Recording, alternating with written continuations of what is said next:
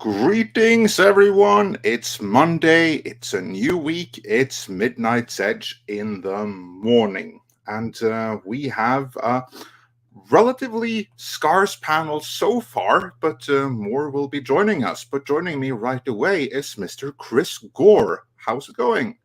It's going well, Andre. I was up bright and early to start the show with you, so I'm happy to be here on a Monday.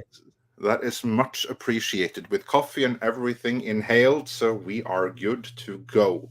And others will join us as we get going. But we have other people joining us in the chat already here. We have Pete Den Kat is here. We have the Orlando Dragon is here. Hannibal Grimm is here saying, "Heyo, Chris and Andre." And we have Etienne Falardeau says, well, a bunch of stuff.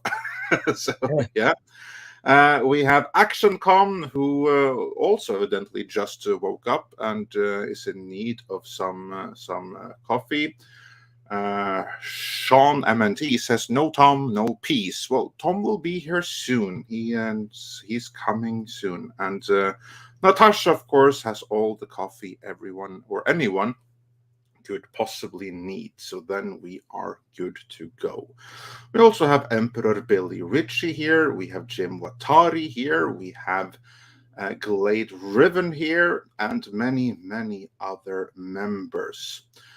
We also have a couple of super stickers and super chats just to get us going here. Dr. Longdongler sent us £1.99. I think maybe that's a thumbs up, and whether it is or it isn't, everyone please smash that thumbs up. Help share this stream. Let everyone know we are alive.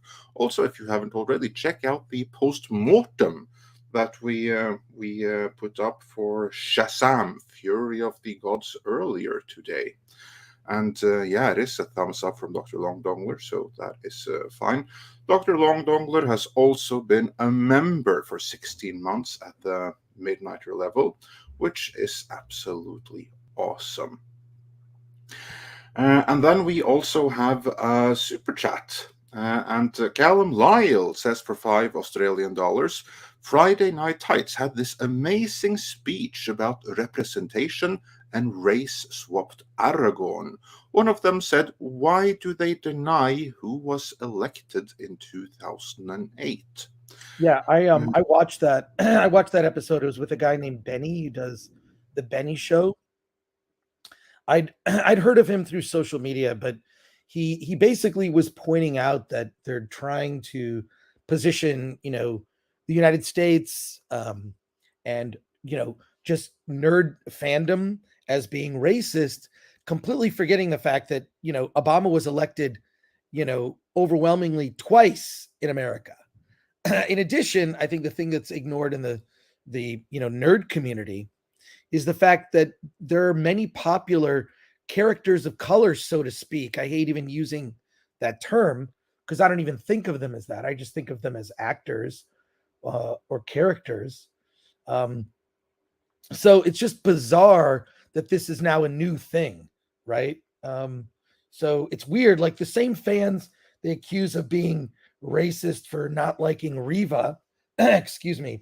Let me take a drink of water here. The same fans they accuse of being racist for not liking a weak character like Riva that was shoehorned into a show that was supposed to be about Obi-Wan Kenobi. They were the fans that were clamoring for Lando Calrissian to return in the Star Wars sequel trilogy. And, he finally made an appearance. It was fine, but, you're calling fans one thing today, and then the next day, like, it doesn't make any sense. Like how is like a movie like Creed 3 was a huge success recently.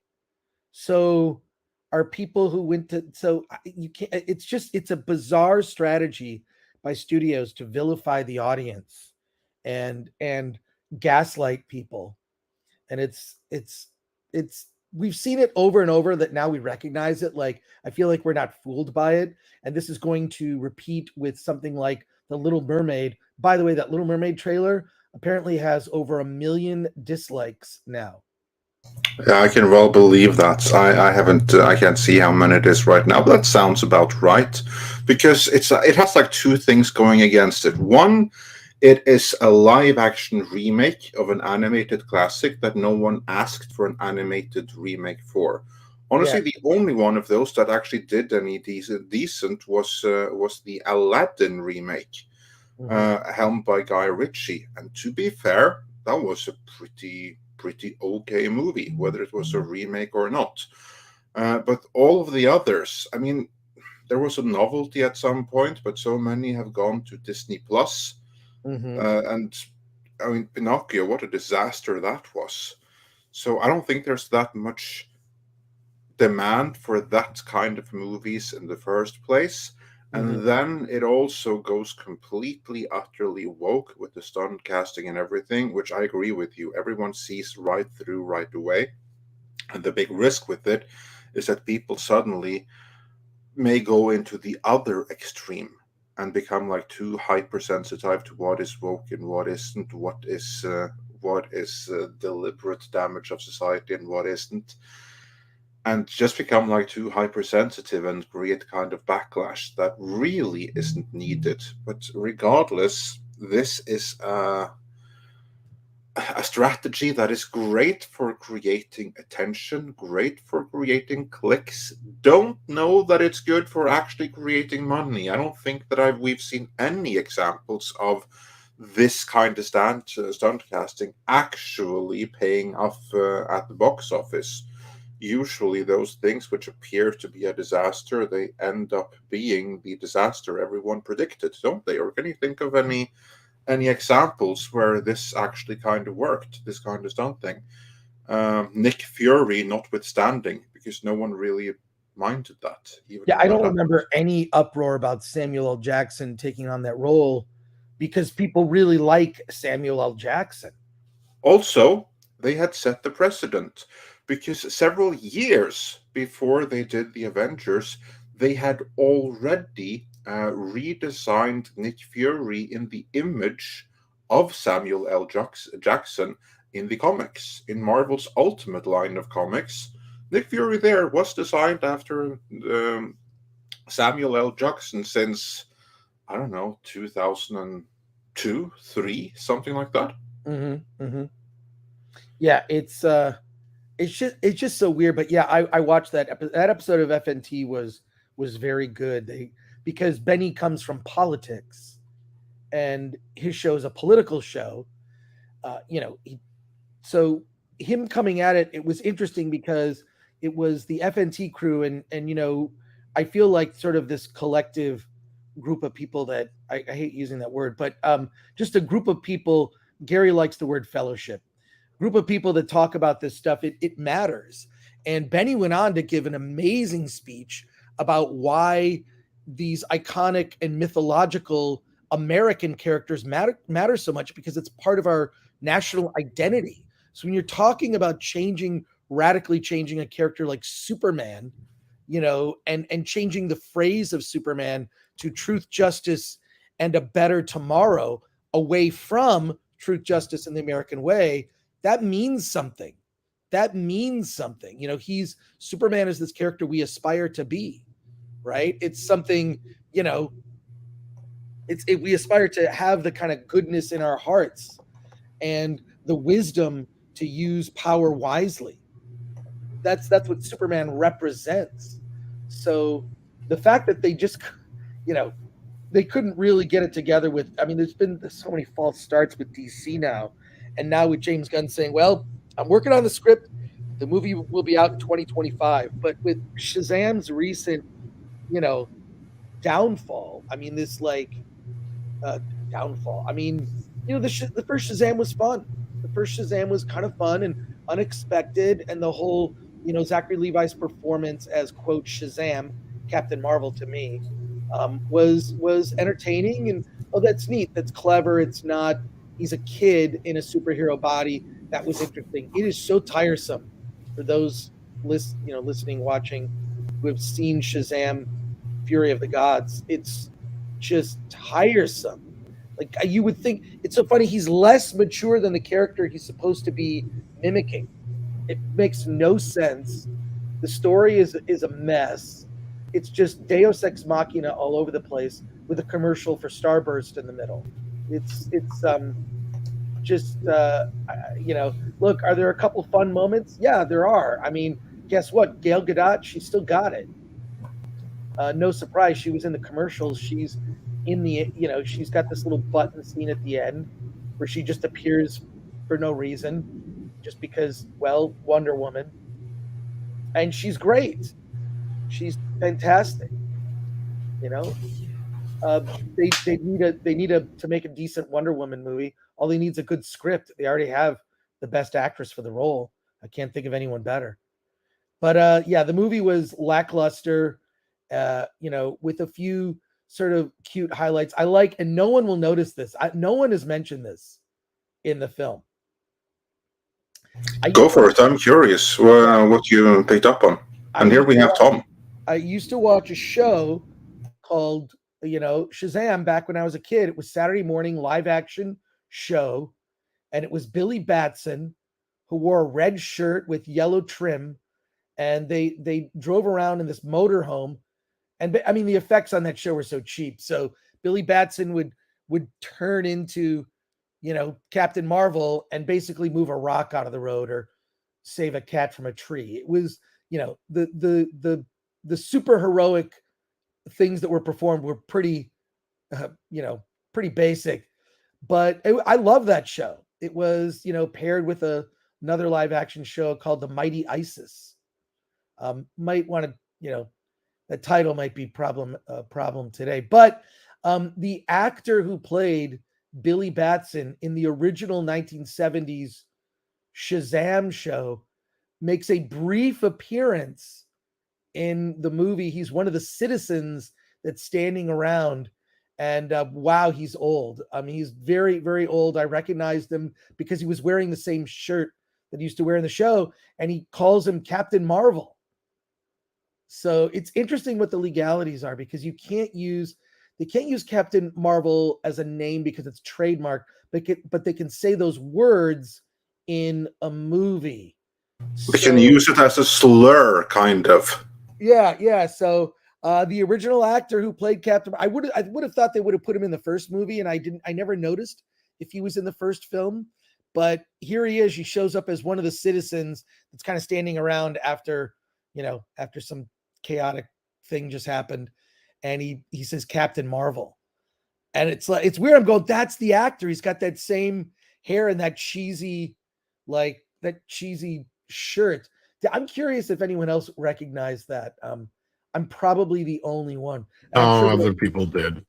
I'm sure there are Captain Marvel clips on YouTube somewhere from the original show. I had heard about it before this, so yeah.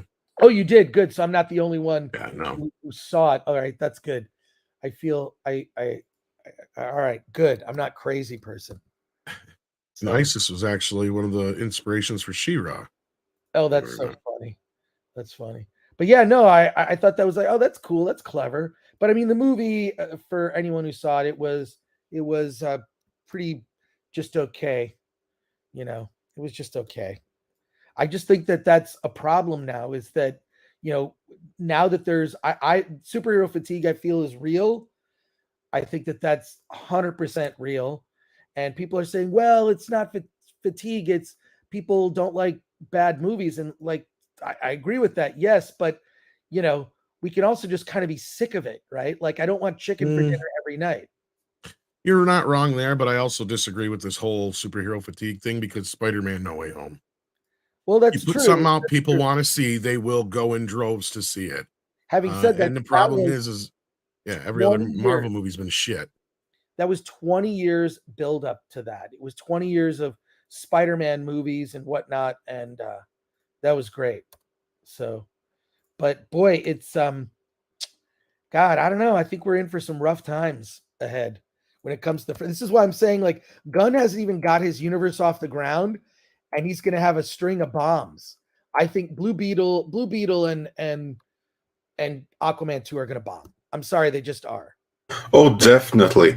And I hope that they have already factored that into their equations, that everything between now and James Gunn taking over, where DC is concerned, is going to bump all of it. Because everyone knows, or of course, the general audience may not know the details, but they'll know someone that can tell them this is a creative dead end. There's no point in watching this. There won't be any sequels or anything. And when the audience has been like trained for cinematic universes, it's like, oh, this is a standalone, it's going to be rebooted, and why check it out? I do believe that's a very real thing. Yes, I agree with you, Andre. It just because the Shazam movie doesn't matter. They made this announcement with James Gunn. They made probably too soon, and they made it in such a weird way. We talked about it obviously on the show months ago when James Gunn made his announcement via a 5-minute video. And look, if Shazam 2 just bombed, who cares about the Authority? Is anyone looking forward to an Authority movie? It's just going to be another James Gunn Suicide Squad.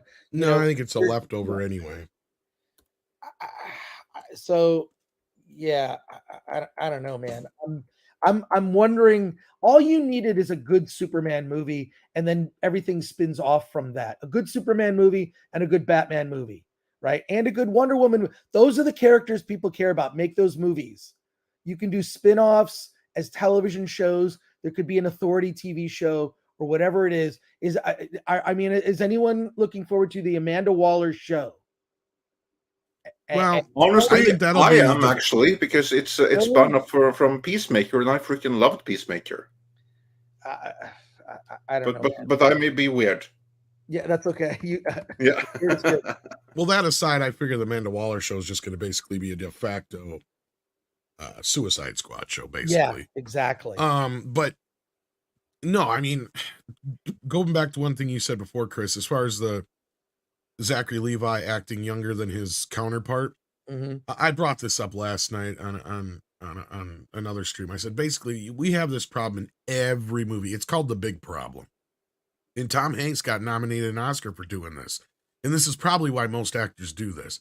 But if you go back and watch every single movie where you have an adult actor who automatically like switch bodies with a young person and they have to automatically start acting young, never fails. They always act 3, 4, 5, 6, 7 years younger than the other actor.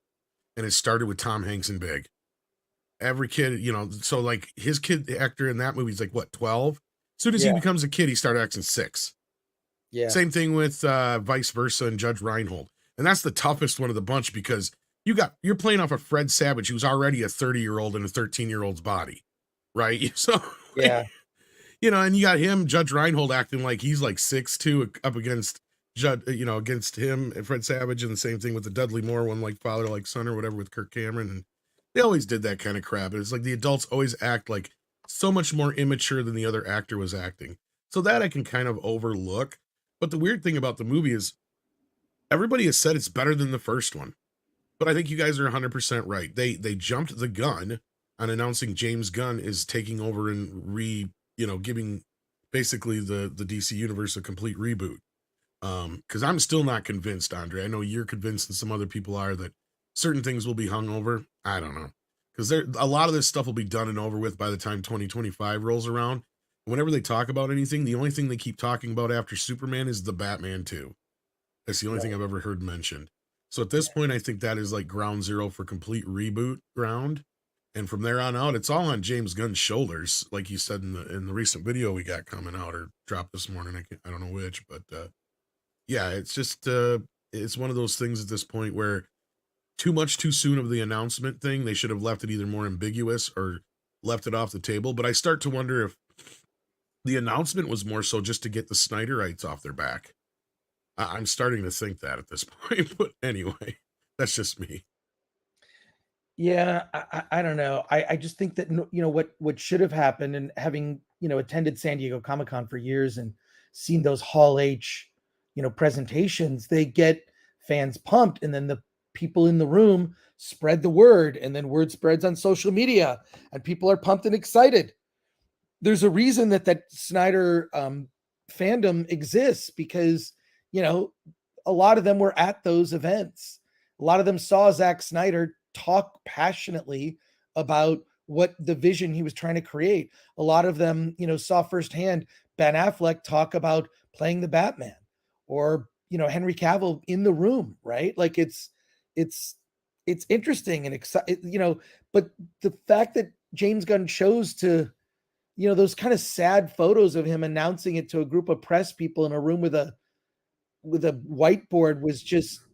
We didn't even. No, we he just didn't always even looks like get the that. full presentation. That's a really frustrating thing. We only got like clips of it. It was like an investor meeting or something, and then we got like the best of reel. I mean, that's some showmanship they need to learn from Marvel right there on how Yeah, to it was do like face announcements and press it, releases. yeah, it was a meeting for trade press, and he announced all these things. And I think it was, I think a lot of those things are going to change, right? A lot of those things that have been announced are going to change. And then Superman making that date in 2025, I don't know. It's that's going to be tough. 3 years and 4 months from now. Well, he probably already has the Actually, it's script 2 years. mostly written, because he's been Yeah. working on that for several months already. He was like recruited for that in the spring of 2022, I believe. It came out, so it's probably quite far along with the script. So I can absolutely see them having that ready in 2 years from now. I don't have a problem with that, especially when you look at Marvel. They have like 1 year turnaround from production, or less than a year actually, from camera's roll till the movie comes out. So I can see them doing that. The big worry is, to me, here's yet another reboot. Is anyone going to care? Because the only thing that James Gunn can hope for is that, yeah, people skipped out on these movies, but they do so because they're waiting to be invested in what comes next, and Yeah. not that they're fed up with everything altogether. Because one of the points that I made in the retrospective, or sorry, not retrospective, the post-mortem that we published a few hours ago, is that up until this point, Marvel has kind of been like the rising tide that floats all boats. They have consistently created such great comic book movies and such great entertainment that the audience couldn't get enough of them. And that even had some positive spillover over onto DC, even if DC movies looked relatively incompetent compared to the Marvel movies before they went off the rails. But now Marvel has gone off the rails. There ain't no one to create any kind of rising tide for comic book movies. If there is to be one, James Gunn will have to be the one to create it himself. Can he do that? I don't know. I think it's weird. It's like, in this economy, it's gonna have to be. He's gonna have to knock it out of the park, right? It's really gonna have to be. He's just gonna have to knock it out of the park, and there's no guarantee there. I truly believe, and I will say, I saw Shazam, Fury of the Gods. I saw it opening night Thursday last week. The big and the movie got a polite kind of reaction. You could tell people were enjoying parts of it. The biggest reaction at that screening was the trailer for The Flash. That movie, I think, could do really well, but even if it does extremely well, is it enough? Because that movie has just been so, we heard the quote, I'm sure you already discussed it, from Tom Cruise talking about seeing The Flash. But it's weird that, like, the screening, like, okay, people, they're going crazy for Michael Keaton Batman, and reacting, just cheering for that trailer. That Flash trailer got the biggest reaction of the night, bigger than anything that happened in Shazam. So the Flash could do very well and still be a bomb, only because it needs to make so much money in order to break even.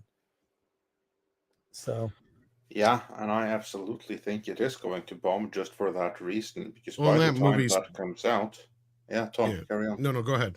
You were starting. Yeah, by the time that comes out, given all the time that has been gone into tweaking it, reshooting large swaths of it several times over, only to scrap the most recent round of reshoots and cameos, and Ben Affleck and Michael Keaton, all those that have cameos, cause they didn't do those things for free. That was like millions. Oh no, it's probably Warner Brothers' most expensive movie of all time now. Probably. I guarantee That's it. what I'm thinking. I mean, this, not just Warner's, I think this is going to be reasonably high up on the list of most expensive. The Avatar 2 was more expensive, but yeah. I didn't say at the top, but it's going to be but I think 10. As far as Warner Brothers goes, I think it's their biggest, most expensive film of all time.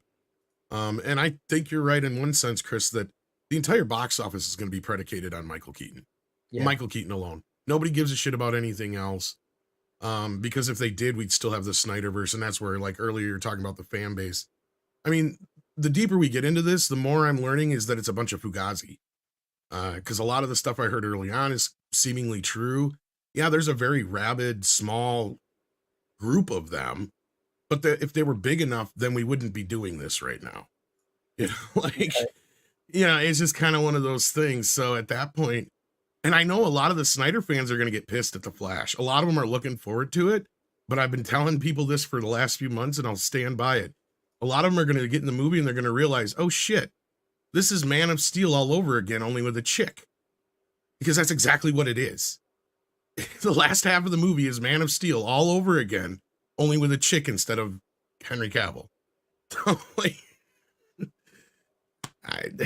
And now we know that Ben Affleck's in the movie for like 5 minutes, which goes along with what I had heard before too. So yeah, I think people are taking his quote out of context when he says it's the greatest performance, my best Batman performance. I think he's kidding.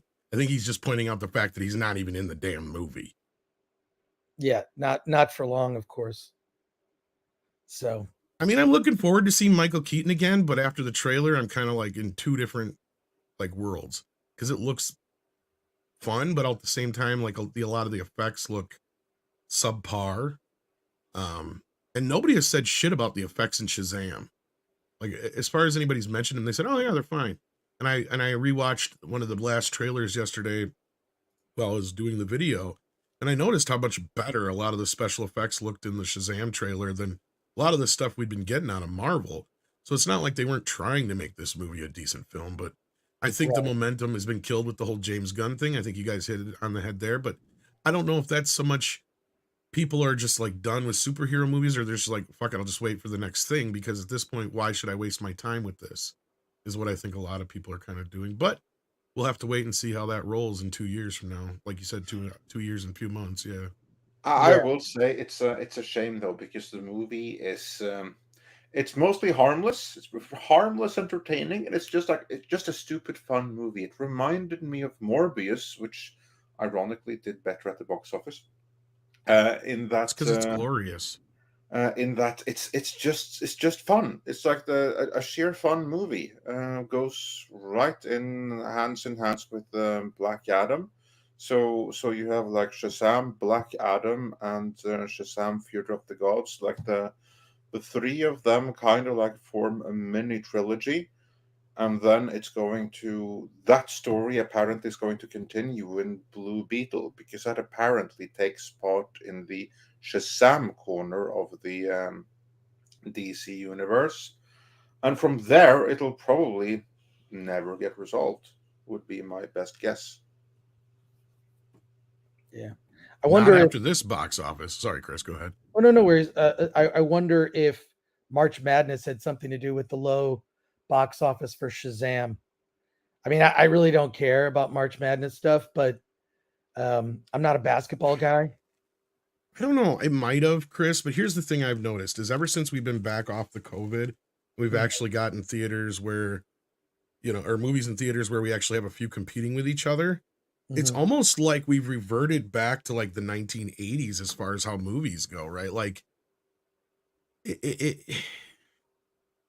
people are very picky and choosy about what they're going to see.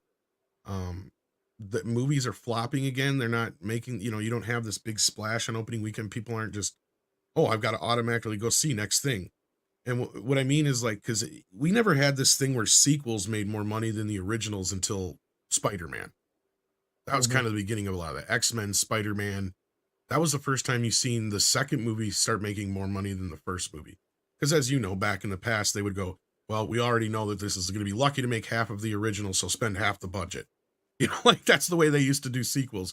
And now they spend more, and because they think they're going to make more, because there's very rare exceptions in the past where the sequel made more money than the first movie up until, like I said, Spider-Man. And these superhero movies are the first time you've actually had something like that. And I think the Marvel Universe is kind of the main culprits for that, because people kept building towards this bigger story, getting more people involved, instead of it being just a one and done. And then, oh, maybe we'll make a sequel if it makes money kind of thing. But like, Exactly. that's what it feels like again. Now we're getting back to this point where we're getting a lot more original films in theaters as well. This is the first time where we've had a couple movies this year that were hits, that were original films, just between like Megan and the other one we just had here, Cocaine Bear and stuff like that, that did well. Not great, but well. So I mean, we're at a weird time for movies. I don't know if you've observed the similar things or not, but we also have another guest joining us. Before you give us your thoughts on that, welcome, Jonas. How are you doing? Good morning, everyone. I guess it's actually afternoon for a lot of you. Most it is. But yeah, so Most I was definitely asking is. Chris if he had noticed this shift in just kind of the movie going habits of the country in general. Did Chris answer yet? Because I would love to hear his thoughts before mine. Well, first of all, I come from the indie film space, so indie films have always been an option, right? I've always seen indie films as an option, Right. and they've always been there. The thing is this, they're not a blip on the radar, because a movie like Terrifier 2 that was made for $250,000 can make 10 million at the box office. 10 million at the box office, not a big deal when it comes to Hollywood, but when it comes to a small independent film made by some guy who raised 250 grand on Kickstarter, making a sequel to a bloody horror film he made years ago, that's now he seems to be turning into a franchise with the character Art the Clown. That's huge. It's huge for independence. In addition, what's been happening, the Fathom events have become more and more popular. I just got tickets to see The Big Lebowski. It's coming out on April 20th, oddly enough. Nice. We're playing on the 16th, but The Big Lebowski is back in theaters. Every time I go to one of these Fathom events, they're packed. I saw Shin Ultraman, packed. I've seen and also another option is a lot of films from around the world. We had RRR, which was a big hit. Obviously just won at the Oscars, and then there are a lot of Chinese films that are getting more and more wide release here. So I don't know. I think that there are more and more options. And when you look at things like the success of something like an RRR, which is a movie Hollywood could never make, I don't know. I'm just like, well, maybe I'll check out this Indian movie that I've never heard of, just because why not? Because I just know that I'm tired of being lectured at the movies. Speaking of being lectured, I've never seen, it's beyond the pale, unbelievable, total disconnect. You need to go check out the San Jose Sharks, which for those that don't know is a hockey team in San Jose, California. They're not doing very well. Their latest tweet will blow your mind. It's blowing up on social media, but it has nothing to do with hockey, and it just solidifies exactly the thing people are sick of. So, I think I know what that tweet is. The comments are classic. The comments to me, I was reading the comments. It was hilarious. I mean, but that's how out of touch. First of all, that person who's running that account should be fired. That person should be fired, and anyone else responsible up the chain needs to be reprimanded and or fired. This is not what people are looking for. You're a sports team selling the fun of seeing a hockey game live. I'm wondering if it got deleted because I'm not seeing any. Or what does it start with? Okay, is this it? Thank you for all the night of celebration and reflection about our pride. No, that's not it. That's not it. Okay. That must be because that's like a few days ago. So they may have taken it down. I'm not finding it. I'll show it to you. But no, one point on your about the independent films like Terrifier and stuff like that, Chris. Those are the kind of movies the studio used to make or buy as well. That's the other thing I've noticed. They haven't really you're right. Like they've kind of ignored that, but it was movies like the Friday the 13th franchise and stuff like that that kept Paramount, making a lot of other films for years because those movies would cost next to nothing and make, you know, not tons of money at the box office, but more than enough to justify their existence. All right, here we go. Yeah, so here's the thread. The comments are the best part of it. This will blow up this week. It's happened over the weekend. So if you can zoom in, if you're on World, there you go. Worldwide gender diversity is seen far differently than that in the Western world, or as you may know it. Most of us are familiar with the male, female, and transgender labels, but in other cultures, the existence of a third gender, even a fourth gender. Is this fucking Star Trek or what? No, this is the San Jose Sharks hockey team right? Official Twitter. Oh my god, the Mukes gender? What the fuck is that? Well, this is not the tweet that I thought it was. Oh my goodness. Just seriously, put somebody who is not a man out on the ice with all these men and watch how quickly the roughly translated it means manly hearted woman. What the fuck? Ooh. Look, I am a sports Tom, fan. for those that cannot read this because this is quite small, let's just go to the top and read through. You can zoom in more so that everyone who is just listening can also enjoy the madness of what the San Jose Sharks is. All right, well, I read the first one. The Mukes gender is respected third gender in Zapotec cultures in Oaxaca, Mexico, that has existed for centuries. Guna are those who were born as men but identify and attracted to men. Okay, Jesus fucking Christ, that's called gay. Yeah. Those who are born as men and are attracted to their men. I'm like, the fuck? Anyways, it goes on with all this, yeah. All this stuff about, different genders across the world. And people are like, sir, this is a Wendy's, like a lot of people said stuff like that. Like, it's just like, just talk about sports. They're also last in their division. Some of those cultures think if you dance it will bring rain. Are you going to try and normalize that too? Yeah. And then it's like, I'm sort of tired of this whole trope of like, well, ancient civilizations were so much more in tune and so much smarter than us. And then when you like really examine what a lot of ancient cultures did, they were fucking morons. I'm sorry. Well, they used to drill holes in your head for some. They used to do a lot of really stupid shit, but somehow they know more than us, right? There's a reason that a lot of them live in homes with heat and have Wi-Fi. All right. It is patently ridiculous to say someone was wrong 1,000 years ago. Therefore, we have our argument. Yeah, it's just I'm tired of the romanticization. These people are supposed to be progressive. I'm tired of romanticizing ancient cultures like they were way ahead of us, perhaps spiritually and in some ways, but in other ways they were fucking primitive. There's a reason that they're not around, or they're just in other countries in the jungle, right? But we're the ones living in the past, Chris. Remember that. Exactly. Well, it's just I just find it mind-numbing that this is somehow an argument. It's stupid, but that San Jose Sharks thing, I got the most entertainment this weekend just reading the comments.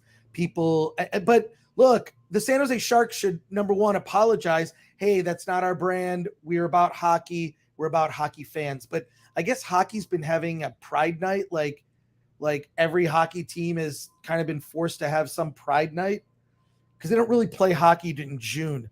So I'm sure that the gay and lesbian crowd just love hockey. Well, first of all, who cares? Look, I mean, not only that, but I mean, just the percentage of people who actually do give a shit. That's my point. Sorry. But I mean, there's just too much pandering, like it's like in the NFL when you see the football players wear pink shoes, or wear it's that whole thing back to that episode of Seinfeld with Kramer, and they're like, wear the ribbon. The ribbon. That clip is just like, that's today. Like, you know what? Everyone, let your freak flag fly. Do whatever you want. I don't care. In the privacy of your own home, and whatever your jam is, it should only be of interest to the person you get naked with. That's it. That is it. And everything else, I don't want to know. I don't care. None of my business. Don't try to force your BS on me. I'm not wearing your ribbon at all. Well, the jury's still out on the exposure business, but that's the problem. It's the problem with all entertainment today. So, just encapsulated in that San Jose Sharks moronic tweet is everything wrong with modern entertainment. Everything. Agreed. And of course, Disney takes a license like that and says, no, this is what we need to be putting into our content that is directly aimed at 5-year-olds. No, it's a bunch of activist freaks at these companies who are childless, that don't know what it's like to have a bond or a connection with a child.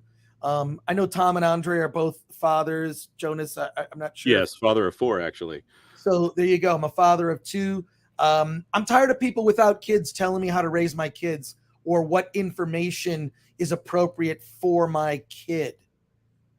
Yeah. So yeah, I'm not going to go see a San Jose Sharks game ever. To circle back onto Sorry about that, the film discussion. No, it all relates. Yes. The last 2 times that I have wanted to take my preteen daughter out to the movies, we have both looked at the list of movies and gone, It's not for lack of things that are being marketed to her or even me. It's just we don't want to take the risk of watching something that we're pretty sure we're just going to be told we're horrible people. Exactly. Well, Puss in Boots was pretty good. I think that one was pretty. Yeah, that didn't happen to be in theaters the last time we tried to do that. But I'm on the opposite end of you. I'm again, father of 4 means I have very limited time, and as much as I love movies, I would watch several movies every day if I had the time and the bandwidth to do it.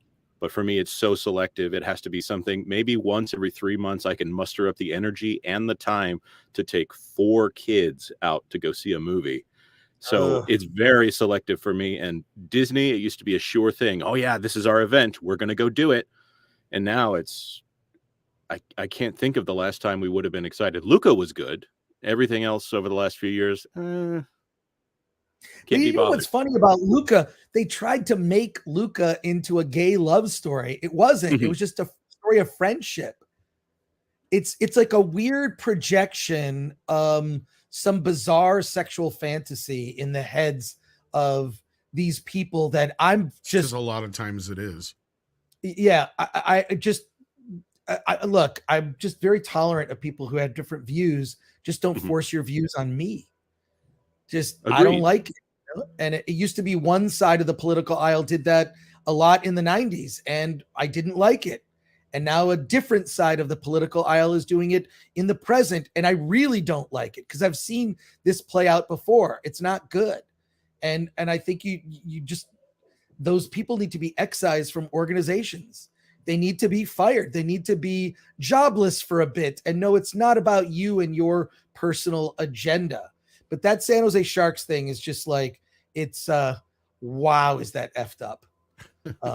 I'm surprised we haven't seen it from the official Wonder Woman account from DC pushing some stuff. And we just recently had that Robin comic canceled. It went like what the original Robin comic from years ago ran for 183 issues. This one ran for 10. It's where the one where Robin apparently has a boyfriend. It's Tim Drake Robin. I mean, whatever. Yeah. Well, let's see what the audience is talking about, Chris. Yeah, sorry. No, it's fine. It's just that we got some super chats here, and we have to see what people are saying. Callum Lyle says, also, I don't think Kevin Feige is going to change or wants to. He's still going to use those Rick and Morty losers to write his crap and simp for Brie. Well, I think the simping for Brie has kind of gone to the wayside, but oh yeah, Kevin Feige, I think whatever that Midas touch that he had has long gone. Part of it is some people are no longer there to do checks and balances. Other parts of it are just that they have been indoctrinated into the politics so hardcore that I just don't think they can even see the other end anymore at this point. Some of these folks are so far gone. And Kevin Feige is just one of the harbingers of it at this point. It's really sad. All you have to look at is the marketing for Lightyear, in which Chris Evans felt that he had license to call a large portion of his audience dinosaurs, and you can see where they are versus where they think about what they think about is okay when you're trying to market a film to all audiences, and you can see they don't get it anymore. They don't see people with different philosophies. They see enemies, and it's unfortunate. Yeah. Yeah. I think Bree is starting to learn how popular she isn't. Ooh. Which is why her attitude has been changing so much lately. Callum Lyle says, speaking as a DC fan, DC Comics is a lost cause. I'll always love what came before, but WB, Jim Lee, and the people they hire are completely useless. Yeah. I can see that. They have not had much luck on the comic book side of things. Colt Seaman has been a member for 7 months and says, I don't need coffee, I need Skittles. Yes, I'm a shill. Why do you ask? Well, Skittles to you, Colt Seaman. Captain Fandom Nerd has been here for 21 months. Thank you so much, Captain Fandom Nerd. And it was because of Captain Fandom I was able to see Cocaine Bear last week. So thank you for that. Matthew W. says 3+ years of god-awful comic book movies from Marvel and DC. People are done just like the Western they had their time. Now, I've seen this comparison come up quite a bit, and partially because Razor Fist brought it up again, too. I don't know if I completely agree with it, but I can't deny the similarities. I mean, Andre, I know you and I have had this discussion a few times. Do you think that they're still comparable or no? Yeah, Tom, I think he stepped away. Sorry. Well, Tom, could you repeat what Razor Fist said for context? He just basically was pointing out that just like with Westerns, the comic book movies have had their time kind of thing. Let me see if I can find the actual tweet here. I think back in the day when we were first starting to talk about superhero fatigue at the beginning of maybe phase 2 of Marvel, I think even Kevin Feige talked about that Westerns did have their day, and they were around for 40 years or something before they finally did fade off. And actually they didn't really go away. They just went to television more so, but yeah. Right. But Kevin Feige also, I saw him give a speech at a tribute to Richard Donner back when he was alive, and it was an amazing event. Like, everyone got up there. Kevin Feige, it was an incredible group of people, just tribute to his career. Sam Raimi was there. It was amazing. But Kevin Feige got up and he talked about interning. He was an intern for Richard Donner when he first came to Hollywood, right? Because he liked the superhero stuff. And what he did is he talked about the Marvel philosophy, which I thought was really interesting because I haven't heard him really elaborate on this anywhere else. And Kevin Feige talked about that they don't make superhero movies. What they do is they make movies that old Hollywood used to make. Because if you look at old Hollywood movies, they weren't any necessarily a particular genre. They may have leaned one way into a genre over others, but I'm talking about old Hollywood movies. They were everything. They were adventure. They had comedy. They had humor. Romance, which is basically not at the box office anymore. I think that's also part of something going on in the air, that you just can't have a very simple romance in a film. The quote, the idea of the male gaze, like all that stuff. It's like, if a woman is attractive, I might look at her, whatever that is. I think that almost every man has that instinct. But yeah, like old Hollywood movies had all those things: romance, adventure, suspense, thrills, musical numbers, right? Like they had all of that. And that's what Kevin Feige said he was aspiring to do with the Marvel films, and which is why he felt that they resonated so much, is because they weren't any specific genre. They were sort of on top of a superhero story, but it included all these other elements of old Hollywood. Go back and watch old Hollywood movies. They kind of defy their genres because they're just meant to be broadly entertaining and kind of hit all the notes of things that people like about movies and storytelling in general. I thought that was really interesting. And I feel like they've gotten away from that as the agenda has overtaken the priority for storytelling. I think that's always a thing. Quentin Tarantino's talked about that, right? Like as soon as as soon as the agenda overtakes the storytelling, you're not making a movie that's going to be broad appeal, and you're going to be pissing off your audience. Or if you're the person who runs the Twitter account for the San Jose Sharks, you're going to have fewer fans that have any interest in what you're doing. I'm surprised that that tweet storm is still up. It's weird. The other thing that Tarantino has said, though, about the audience is that even though he may not necessarily agree with it all the time, the audience just wants to leave a movie feeling good and feeling like they saw something they enjoyed. That's the main thing. And he learned that during the 80s, even though he hated a lot of movies that came out in the 80s. And he said they inexplicably had these endings where everything would turn out fine and dandy for everybody, even though most of the time it wouldn't make sense. He was just flabbergasted how, people would enjoy these movies most of the time. And he's like, they were garbage. They were shit, especially compared to the shit, he'd watch in the 70s. When he said it finally dawned on him is that just people like to leave the theater happy, right? We had a string of films in the 70s where really they were just a bunch of downers, and it was a lot like, moving on from that part is, we've kind of come at this point where we are very similar to where we were, in this kind of time period of the Great Depression, right? Where movies were a lot of people's escapism, but only this time out, we're in a position where the movies are trying to reflect our real life too much. And we saw the same thing come out of the, in the 70s coming out of Vietnam, for instance, or after when JFK, like there was a lot of different movies that come out that were a little bit more in your face and more realistic compared to a lot of the other stuff that people were seeing at the time. And we've reached this point where it's the opposite with the superhero movies, but they're still injecting the politics, which they injected politics in those movies, go back and look. But the way they did it was way different. Like I've said a million times, compare something like In the Heat of the Night to Black Panther Wakanda Forever. And tell me which one, Go ahead. Jones. No comparison. But I think about, I'll give an example from my life. I finally got the time to watch Rocky, and I was in my 20s before I watched Rocky. And I thought, okay, I finally get to see this great movie. I've got the time. And I'm watching the entire time thinking to myself, why does my dad like this movie so much? It is so depressing. This guy is he's debating whether or not to go back to being a mafia leg breaker. His girlfriend is a little slow. He's getting the tar kicked out of him all his life. And then it gets that, of course, the last 5 minutes makes this entire thing worthwhile. But so much of just this depression of trying to get out of poverty. Well, and notice it wasn't even him winning was his victory, right? It was just the fact that he went the distance. Yeah. Right. And I love Rocky for those 5 minutes, and not because the rest of it, you have to eat your veggies before you can have dessert, right? But man, those last 5 minutes make that a cultural icon.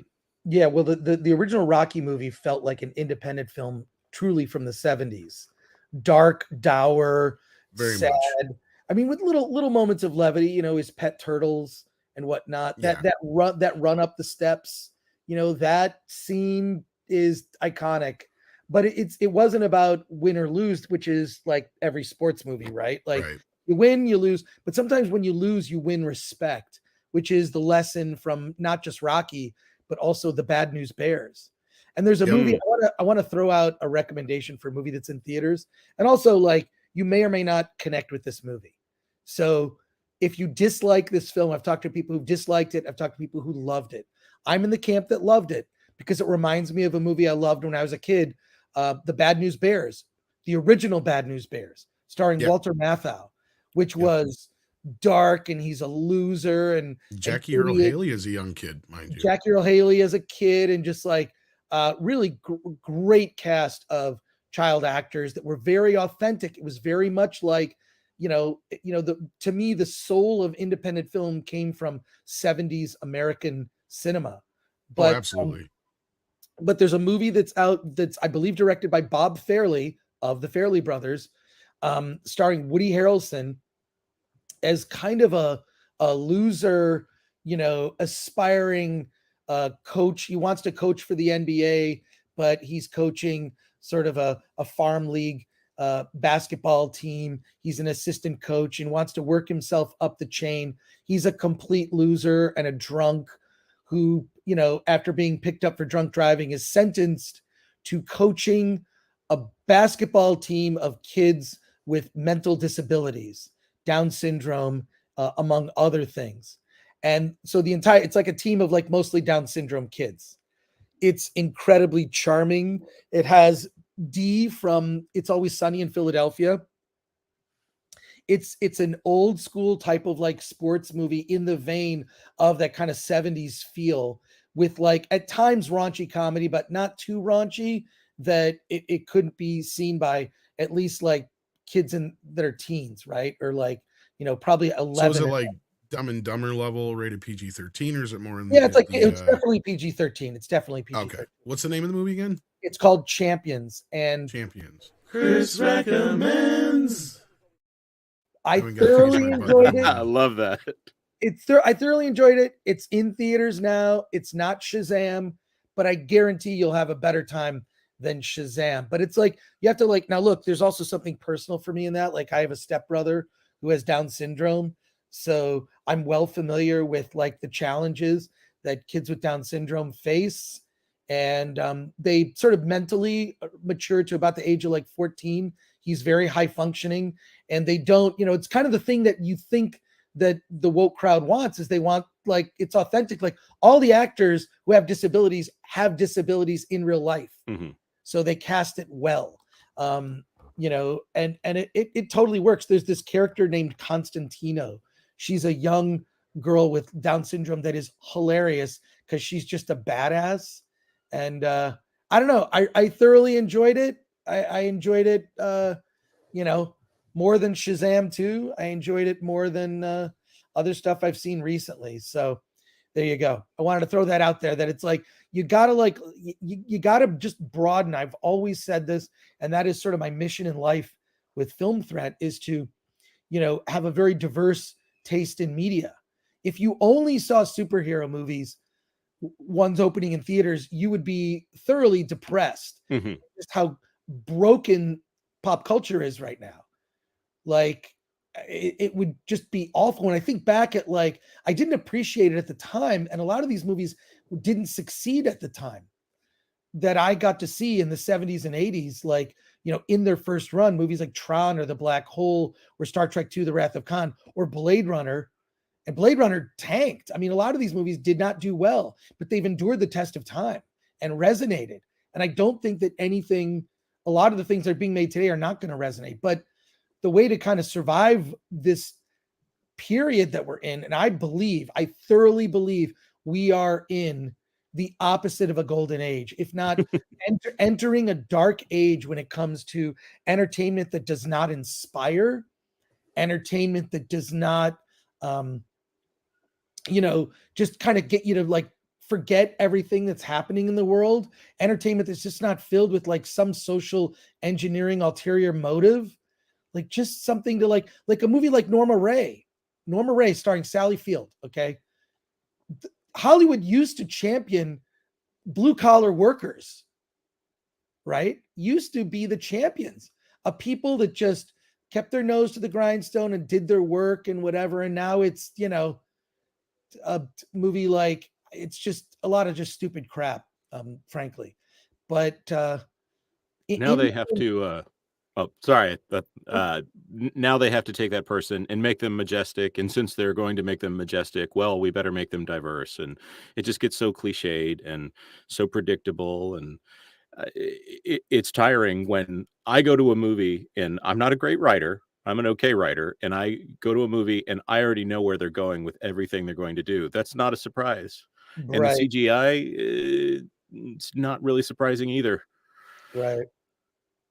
Yeah, it's disheartening. We are entering a dark age.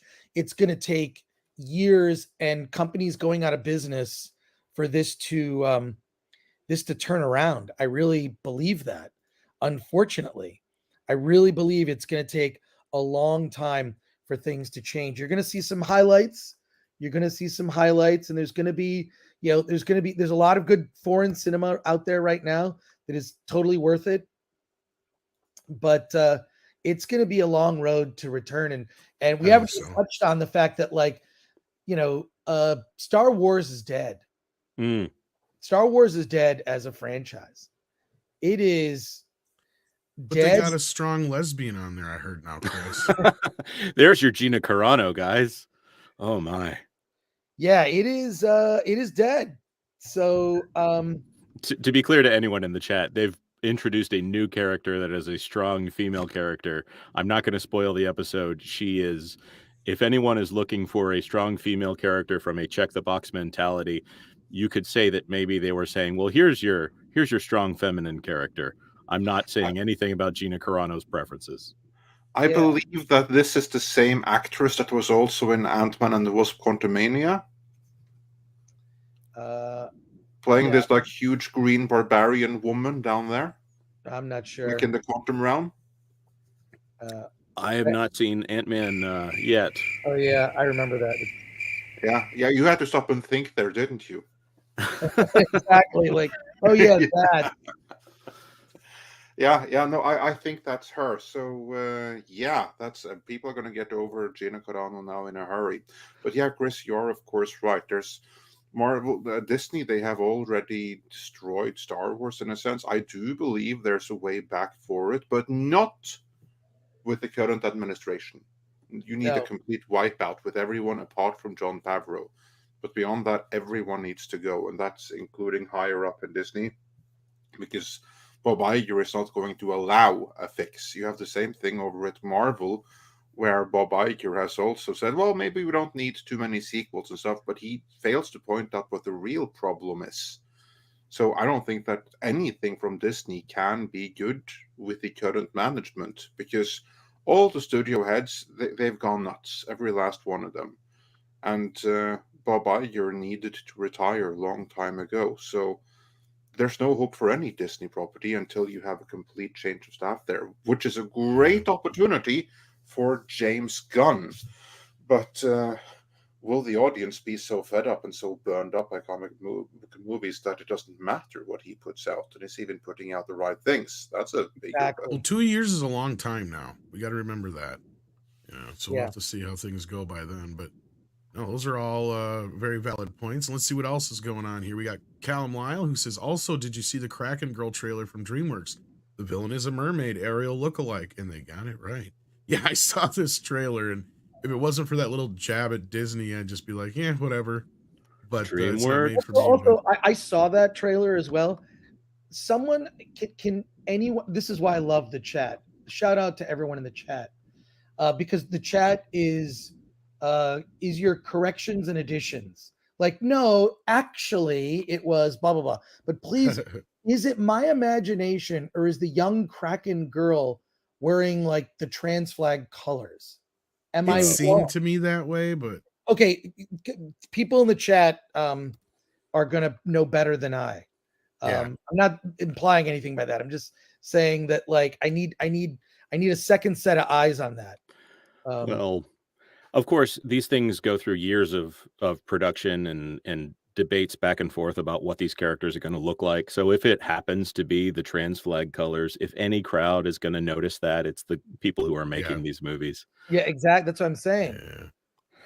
So I have a channel where I go and analyze all of this stuff, and it pops up everywhere, especially in Disney Kids content, of just going through, oh, what was that in the bottom of the frame? Oh, this little girl in a grade school has a trans flag colored heart on her water bottle and stuff like that. It's just, guys, can you just leave me alone? Is this the new sports teams or what? I'm trans, I'm gay, I'm bi. Yeah. Callum Lyle says, also we got this one. Okay. Dash Attack says to Chris, to Chris's point, I saw the tweet today saying comic skaters will hate Rebel Moon because the protege is a girl, or protagonist is a girl, sorry. Completely ignoring the success of Wednesday and its reception from Look, nerd entertainment, women have been in the forefront since forever. This idea that nerd entertainment has never had strong women in it is the most ridiculous thing in the fucking free world I've ever heard. Because what the hell? Like, I'm not even going to pull out a Ripley or a Sarah Connor here. I mean, you can just go on and like, Red Sonja is one of the OGs, for F's sake. I mean, it's just ridiculous. Or even you have to remember that Captain Marvel, who's hated so much now, actually got to start as a pretty solid comic book character for a very long time. Well, and nobody had a problem with Rey from my recollection until they saw the movie and they realized not only did she bypass the power coupling, the bitch bypassed the plot and the Force. Like, she can do it all. Like, that's where it all came into. It's like, wait a minute here, time out. Like, nobody had a problem with Rey being Rey. It was the fact that she skipped over everything else that Luke did, and all of a sudden she's better than Luke at everything. I can tell you the moment people had enough of her, and that was the moment she picked up a lightsaber and she was able to defeat Kylo Ren, who had already been established as a master Force user, being able to do things we'd never even see Yoda do. He did it, and literally the first time Rey held a lightsaber, she beat him by the power of her being a woman. That's the moment people checked out on Rey. And you don't get excused just because you put a line of dialogue in the next film pointing out that you did it. But she's a diode. Yeah. I don't know what that means, but she's a diode. No, but this idea that men are afraid of strong women in their entertainment is the biggest straw man argument I've ever seen when this whole thing started. It's like all those accusations of of racism against fans, when there have been characters of color since the beginning of genre stuff, back to the original Star Trek series in 1966. Exactly. It's utterly ridiculous accusation. So it's call it gaslighting, straw manning, whatever. Yeah, sorry. Yeah. Weird. Because like I said, walk into any Comic-Con and say Geordi sucks and watch what happens. Yeah, no, people love Geordi. What a good character. Like, what the fuck are you talking about? I wish I could go like Geordi. The story behind the naming of that character, which was based on a guy who was a Star Trek super fan that Gene Roddenberry never forgot, and he was disabled. And in tribute to that fan, he named the character after a fan, Geordi. Like, how cool is that? Wasn't he George LaForge? Geordi LaForge. Yeah. No, the guy he named him after, wasn't it George LaForge? George might have been George LaForge. Yeah.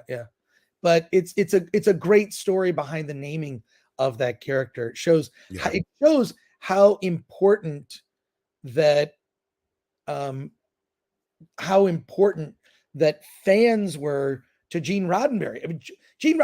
There's rumors that, and there might be evidence to this, that the write-in campaign to NBC to save Star Trek, Gene Roddenberry may have had a hand in that, but he knew how important fans were to Star Trek living on, right? He attended Star Trek conventions in the 70s when they were developing Star Trek Phase 2. Like, he knew how important fandom was, and he respected fans. And the problem is with the modern franchises that they don't have the steward of it. It used to be George Lucas, and as much as people came after him, George Lucas kind of kept he got a lot of hate for Jar Jar, unfortunately. But those people don't exist. Who is really shepherding these franchises now? And I think we kind of see with Kevin Feige that, it may not have been him all along. It might have been other people who were getting credit for. Kevin Feige was getting credit for work that other people had a hand in. Yeah. So, what's funny about TNG, Chris, real quick on an also ran kind of moment here. Yeah. Of all the people on that cast, I didn't know a single one of them except for one. And that was LeVar Burton. Mm-hmm. Because of Reading Rainbow. Yeah. So there you go. That was the only member of that cast that I actually knew by name and actually knew as an actor. Because I'd never seen any other movies that like Patrick Stewart had done at that point or anything like that. So that episode of Reading Rainbow where they visit the set of Star Trek: The Next Generation blew my mind. It's like a painting inside of a painting inside of a painting inside of a painting inside of a painting. But we're gonna be losing Chris here, I think, soon. So let's get to some super chats that are specifically. Whoops, sorry, Six. Didn't mean to do that. Okay, you do it. There we go. Thank you so much. Paulus Plain sends in 100 Norwegian krona and says, Mr. Gore, Isis is the I think he means goddess of motherhood and fertility, not a political farce or force. Well, it was rebranded by our own U.S. government, apparently. And then he corrected himself, but I think we knew what you meant. But thank you again, Paulus. There you go. Yeah. Not a political force, not goddess. Yeah. No, that was a pretty big deal. Like, there you go. There's another example of that stuff. We had no problems with it as long as it was good. Exactly. What else we got for Chris here? We got Dash Attack, who says, Chris, why has no one left on the far left gone after you or Hollywood Access? Are you worried that can still happen? Well, I'm sure you get plenty of nasty from time to time. I don't know. I think my reputation of doing this since 1985, people are familiar with my opinions and takes from, Attack of the Show or other TV shows that I did back in the early 2000s. And it's not to say that people don't go after me. They do go after me, but I keep it focused on the opinion. I keep it focused on the argument and the discussion, and I don't attack people for their political views necessarily. They're free to have those views. So I'm very much a free speech advocate, So yeah, I don't know. I don't know why. There have been attempts to cancel me, but it's for stupid things. Like when I attempted to put on a panel. I did a panel series for years called Fanfic Theater, where we would read, quote, fanfic we found on the internet, which is actually not true. We actually wrote the fanfic. We would perform it with comedians and actors in front of a live audience, and we bring up audience members to participate and read the fanfic with us. It was hilarious, and some people from Tumblr tried to cancel me for that. I don't know. There have been attempts to cancel me. I don't really care. I think the thing is this: I realize that any sort of attempt to cancel me is, one, I own Film Threat. I am my own boss. So I'm not exactly going to fire myself from an outlet. I think Film Threat's been around long enough, decades, and it's helped so many filmmakers and people in the industry bring awareness to their projects that I think it's a force for good in the industry. We fill a niche that I don't think that other people cover. So there's that. And also I don't give a fuck. And when I debate, I debate fiercely. And I'm not against having my mind swayed one way or the other on an issue. But, movies are a gateway to talk about many types of topics. But I think that there are definitely some, and I believe that Hollywood movies have sucked for various reasons throughout the years. The only thing that really survives that we remember are the good films. There are plenty of bad movies that have been made by Hollywood back when people thought Hollywood was great, or even in the 70s and 80s. My God, there's so many bad films that were made in those time periods.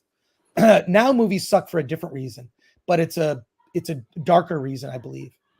Can I ask you, Chris, do you think that you are protected at all because of your Tales from the Casting Couch columns?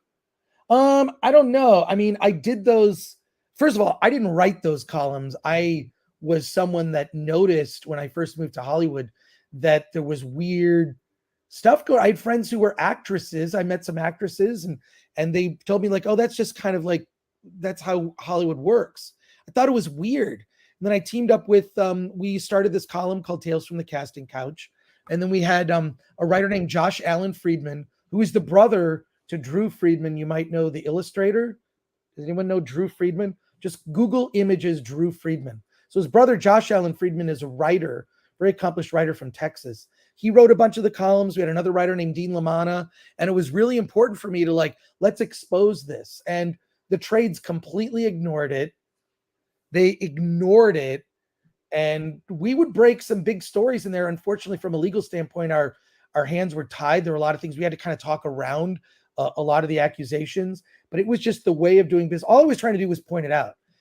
Film Threat then was just trying to point out the hypocrisy of Hollywood and how full of shit most people were. And I would argue that hasn't changed. That, the majority of people I meet in this industry are full of shit. So I just sort of speak candidly with common sense, and somehow that makes me, I guess that might, in the eyes of some, make me a radical, but I'm just pointing it out, folks. Well, according to Twitter, you just had to fire yourself for making fun of Mukes people. Yeah, exactly. Oh my God. It's so stupid. But, you know, I kind of also know the platform for the conversation. I don't argue with people on Twitter because I think Twitter is stupid. I think it's the worst platform to have productive debate. What we're doing now on YouTube, I think, is very productive. Not only because we're able to express our opinions while we're talking to each other, but the chat can participate. The chat can correct facts. The chat can weigh in with how they feel about things. And I think the chat, the voice of the chat, which is the voice of the people, is incredibly important to this conversation. So shout out to those in the chat. Smash the like button. Subscribe to the channel if you're not subscribed. Hell yeah. Sorry, that's the recording in my head, Tom.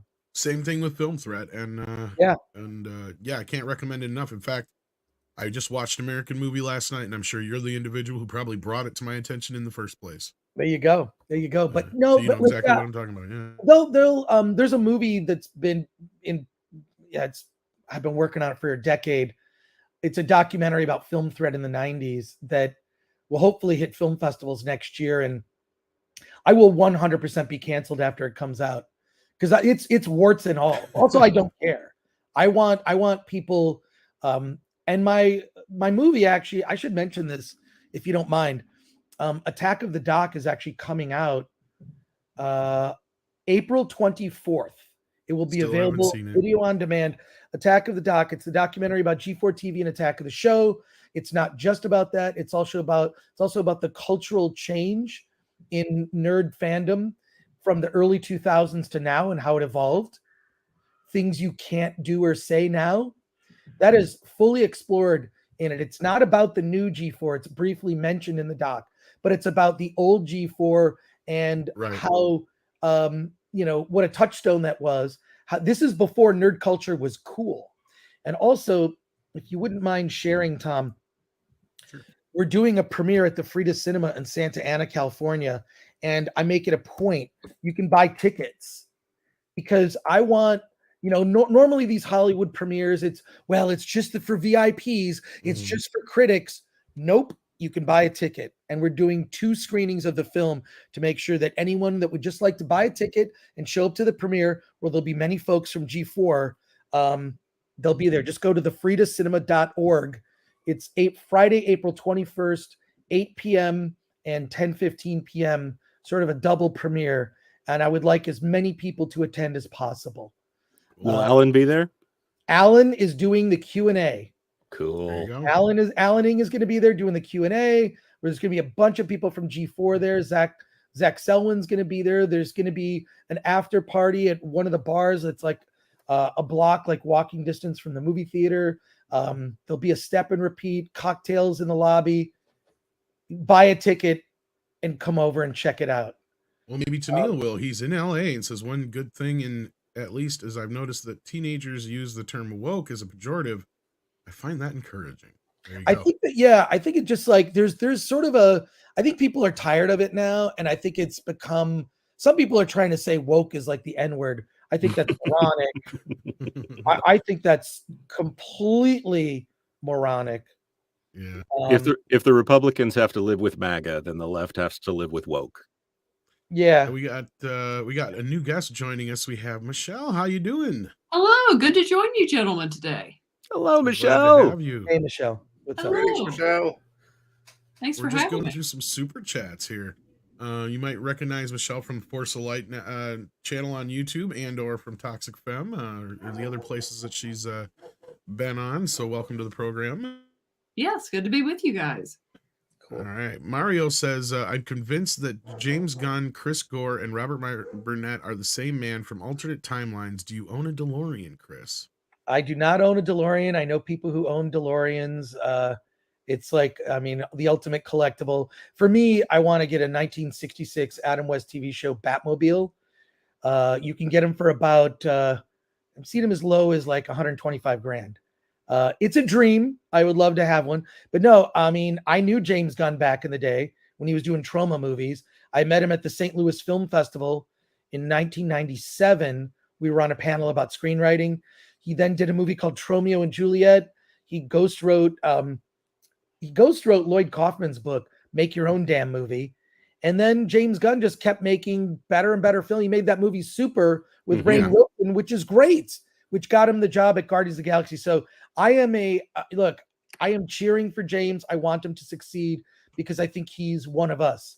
At his heart, he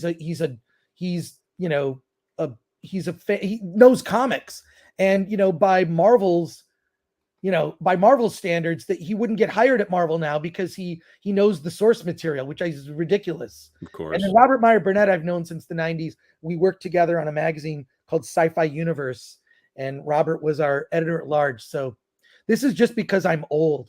So I go back, way back.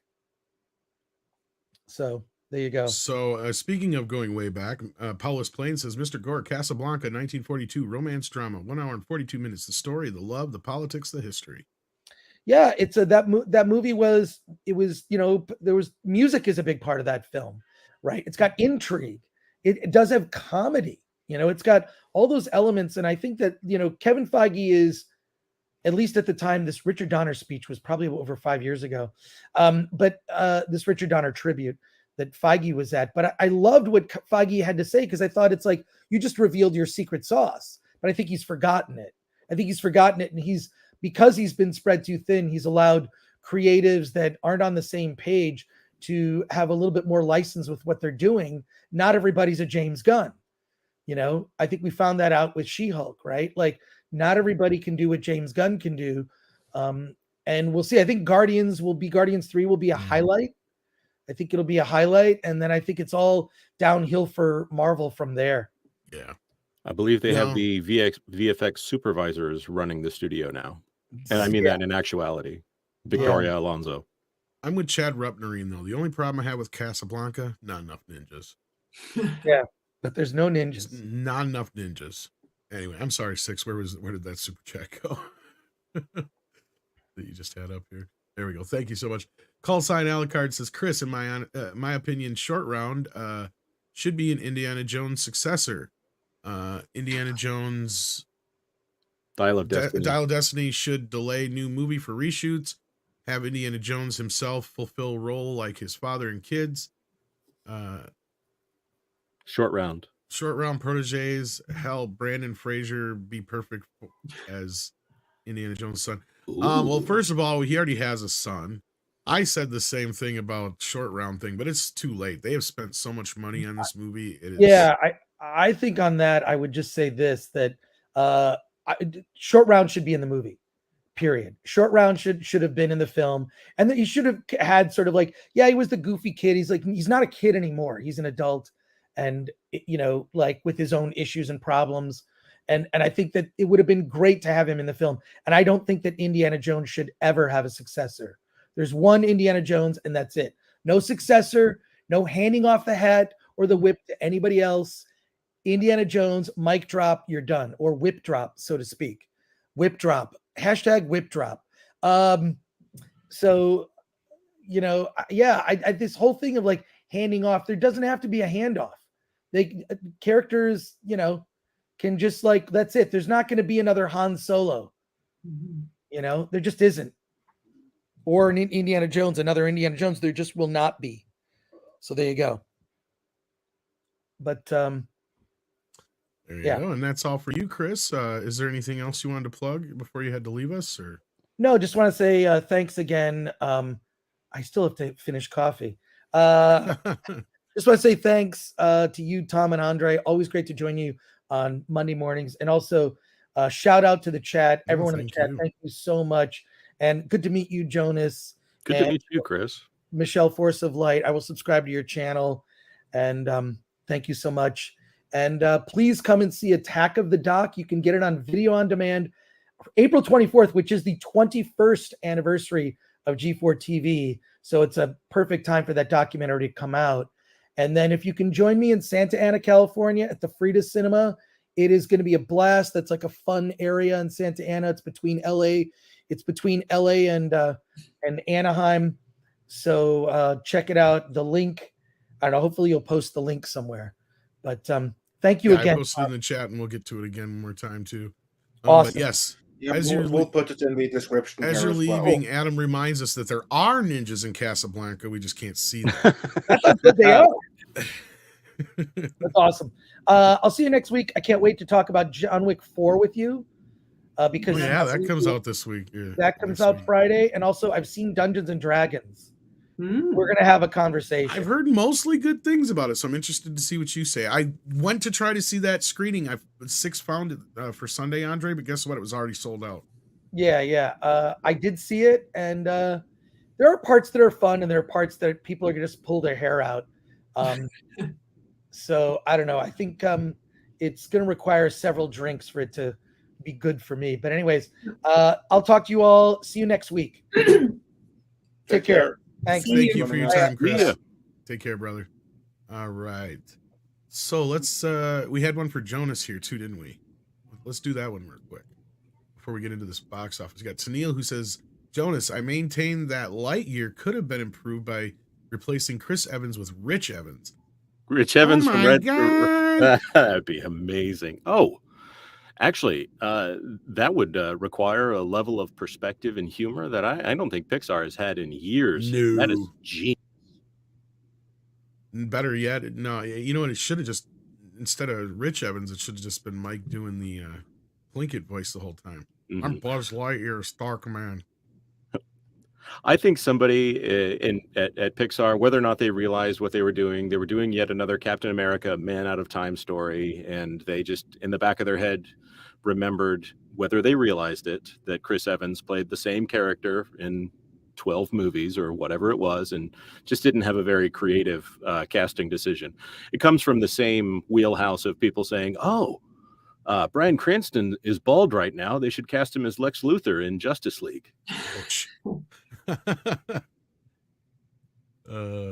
That would be hilarious though, Tennille. But yes, before we lose you here, Jonas, let's welcome again Michelle from Force of Light. So for those who don't know, check out her channel. They have a lot of great stuff over there, and you can also see her on Toxic Femme from time to time. Are you going to be able to join us tonight or no? Yes, I'll be there tonight. Is my Awesome. mic sound better now? It sounds the same, so it just must be the room or something. Yeah, it sounds nice and echoey. Yeah, Oh. I have no idea what the deal is. Yeah, But normally we hear you fine, so don't worry about it. Yeah, let's not worry too much about it right now. Yeah. But we're going to talk a little bit about the box office, I guess, huh, Andre? We are, but first we have to find one super chat from Valiant Renegade. I had that here. You had it? Okay, there you go. Yeah. There it is. While we Valiant still says, have Star Wars has another 1 to 2 years of projects already underway, like Acolyte and Skeleton Crew, although Skeleton Crew seems far less along than Acolyte. Patience, probably going to have a few more duds before any dawn. Lots of flack to clear. Oh, I've got zero confidence in Star Wars at this point. He's right. KK is still in the house, but yeah, hopefully Favreau can outlast them all. That is the hope there. Or what say you, Michelle? Well, I mean, now I'm worried about my sound. I mean, the thing with Favreau is I think he could do good, but I mean, in my personal opinion, KK is kind of to blame with the decline in The Mandalorian because of her decision to fire Gina Carano. So even he's being impacted, I believe, by KK's bad decisions. Totally. Yeah, speaking of someone who knows how to end a film well, Jon Favreau, classic talent for ending a movie on a high note. Look at Elf, look at Chef. I mean, just place it right there at the end. He gets you leaving the theater in a good spot. I would love to see him do a full-on Star Wars movie. Maybe we'll get that. The rumors are that maybe we will get several of those in the coming years. Yeah, hopefully. Yeah. One can hope. And with that, if we have you for a few more minutes, Jonas, let us get into the box office numbers for Shazam. Because as you all recall, going into the weekend, it was touted that Shazam was tracking to do 85 million at the box office. Not domestically, but globally. A global opening of 85 million. which is good for most medium budget movies. It's a great for like independent movies. It's pretty disastrous for a movie like Shazam. What's even more disastrous is that it didn't actually make those 85 million.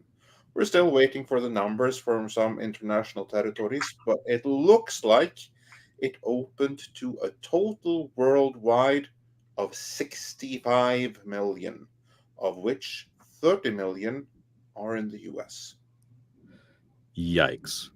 By comparison, the first Shazam opened to 55 million in 2019.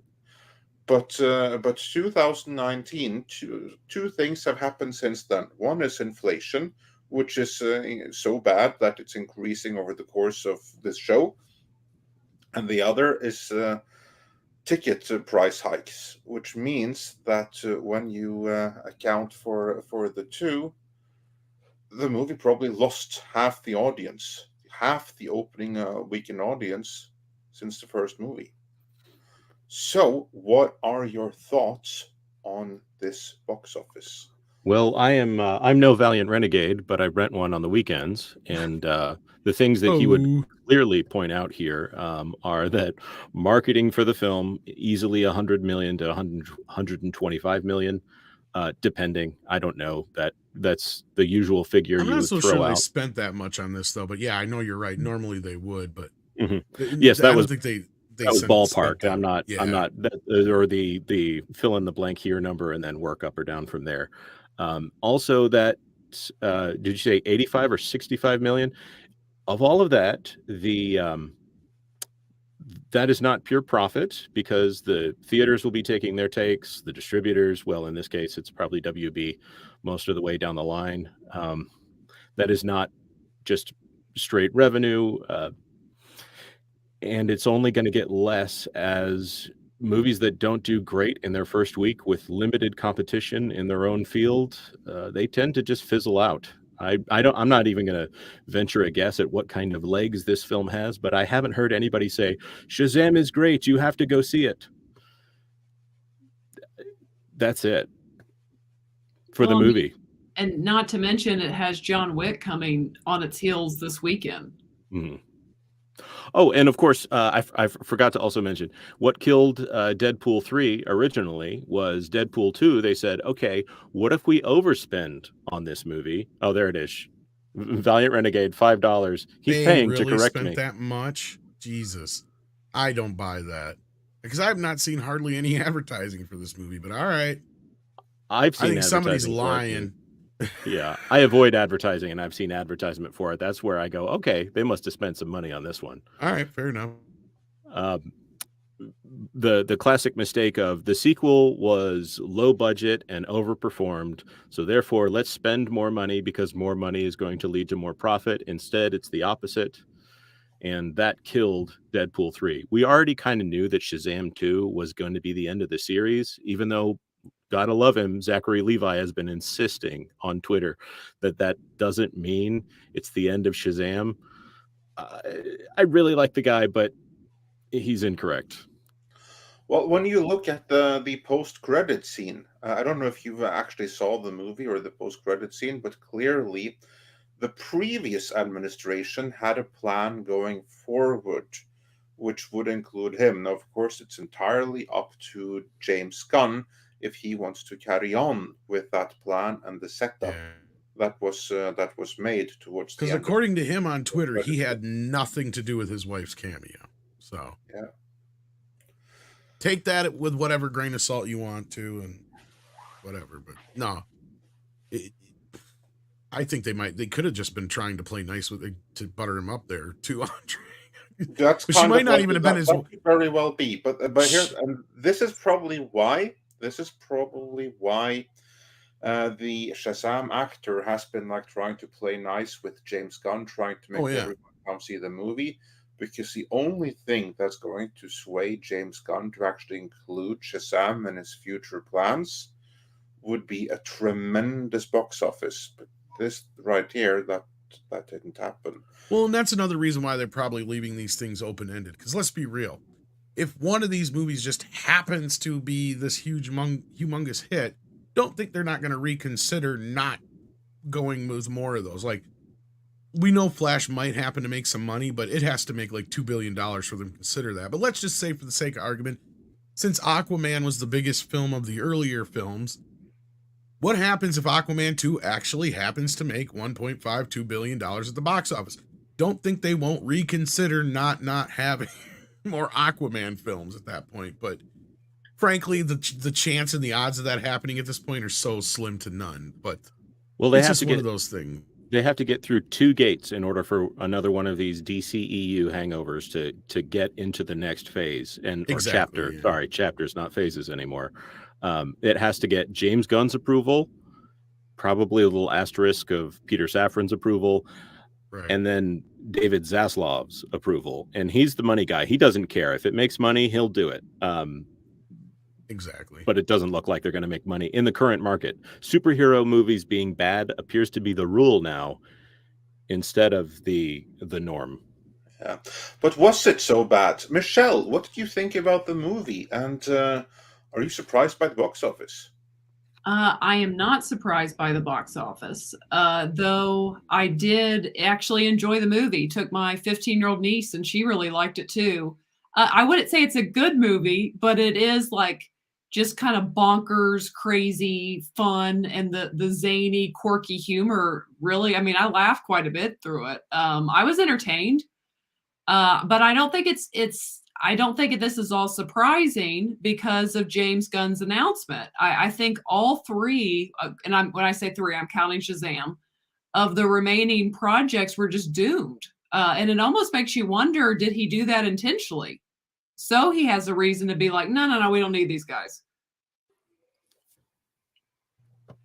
Yeah, I think it may have been partially intentionally. It's a good question, but I think that he's obviously seen the movies and he's decided that, yeah, okay, this is going to be bad for the brand. This is going to be bad for the brand. This is going to be bad for the brand. Let's just let everyone know that this is the previous administration stuff. We're going to push them out there because we can't dump anymore like we did, or cancel anymore like we did Batwoman. But we'll build from here and let everyone know that it's starting over. So just get excited for that. And please watch these things in between for you on some level of money on them. At least that's my thought. I think there's only one way I could see this otherwise, Andre, because like, look, I could have seen them holding off the James Gunn announcement. I think that was predicated completely on the fact that Black Adam failed. I think at that point they knew that there was no future in this, and it's probably a producer's kind of thing. And I mean the movie, the Mel Brooks movie.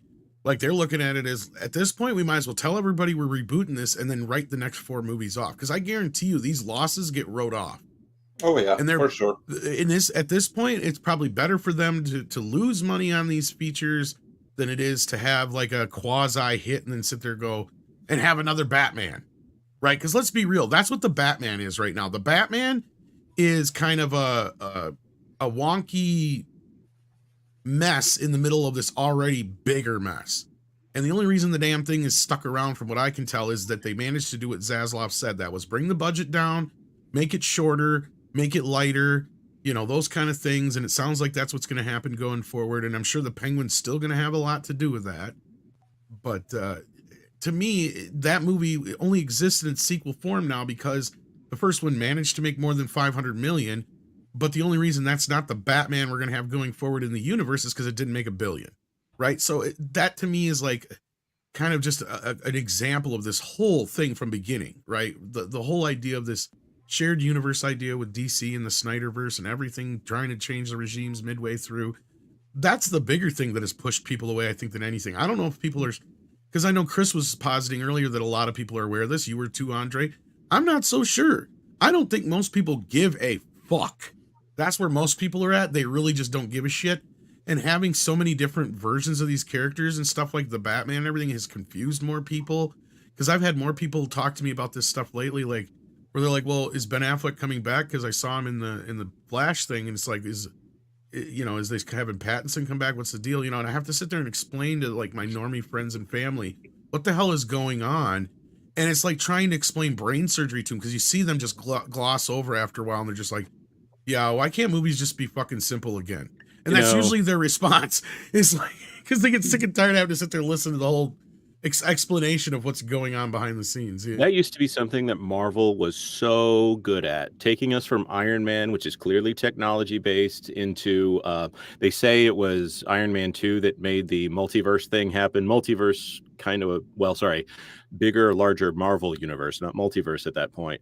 But then they bring in Thor and they lie to the audience and say, oh, it's technology. And, they were really good at shifting those contexts. And it's very clear that the movie companies have not gotten this idea of a multiverse into the normies' heads yet. And I don't know that they ever will.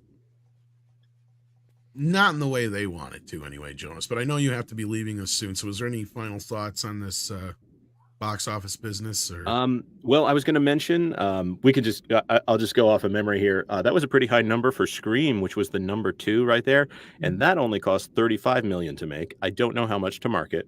Stop encouraging them. If I was, I think I watched maybe the third Scream at some point. The first one was obviously good. If I were somebody like David Zaslav, and I don't actually know who paid for Scream at this point, and I was looking at Shazam and I was looking at Scream, I would say, which one of these would I want to pay to make another one of? Scream is the obvious choice. Well, it was Paramount, but what Zaslav should be looking at it and going, what do we got? Yeah. Like that. And you do have a few. Well, I did have Jason for a while. I don't know if they still have that or if that shenanigans is all still in the air. And of course, the man of the hour, the man who built New Line Cinema, Freddy Krueger.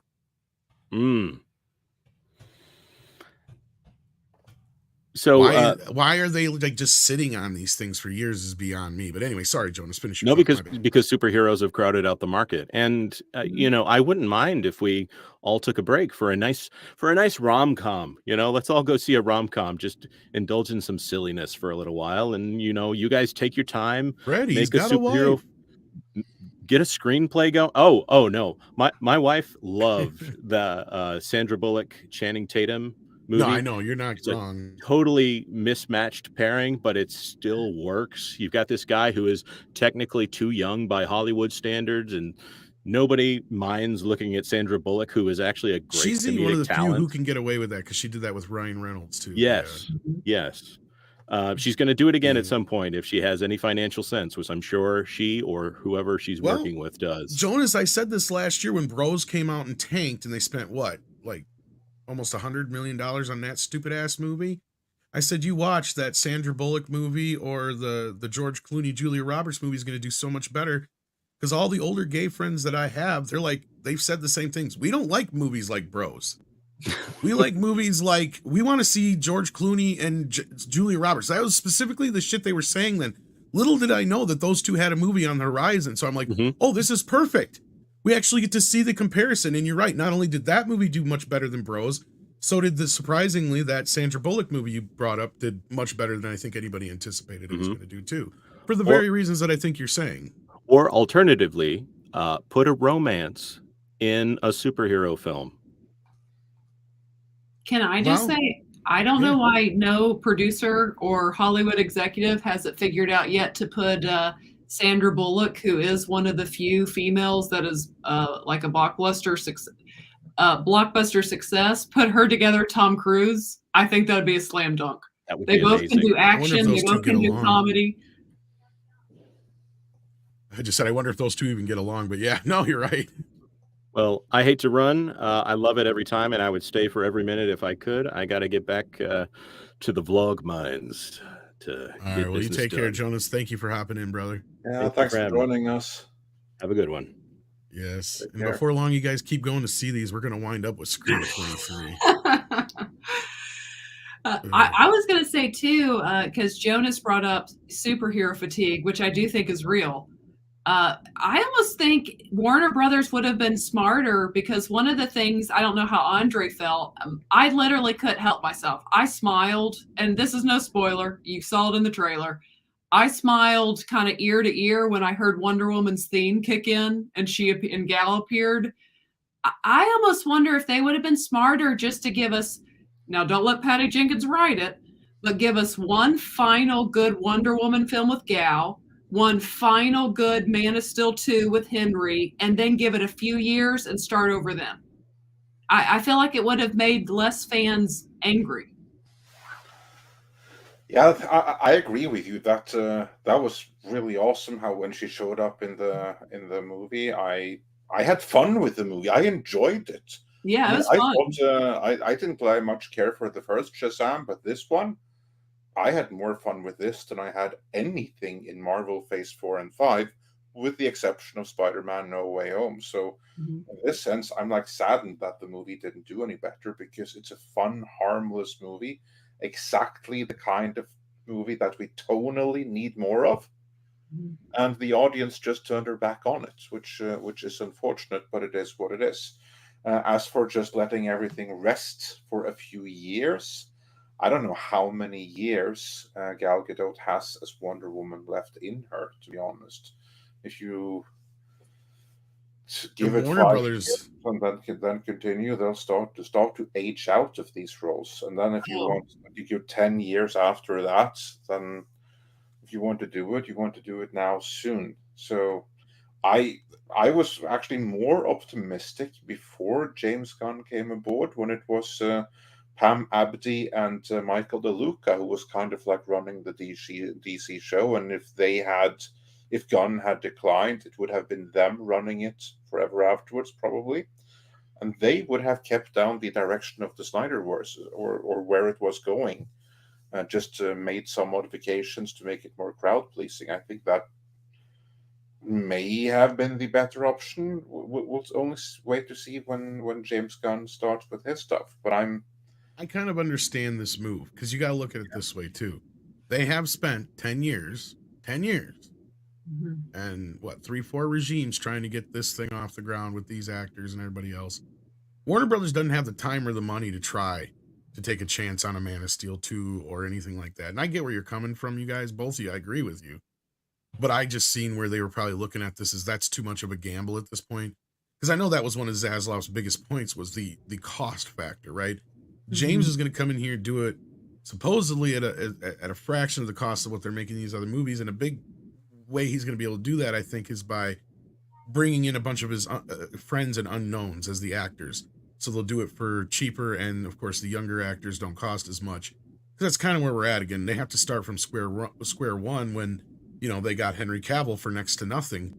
Because if they bring him back for a movie now, it's going to cost them $5, $10, $15, $20 million easy before he even steps in the door.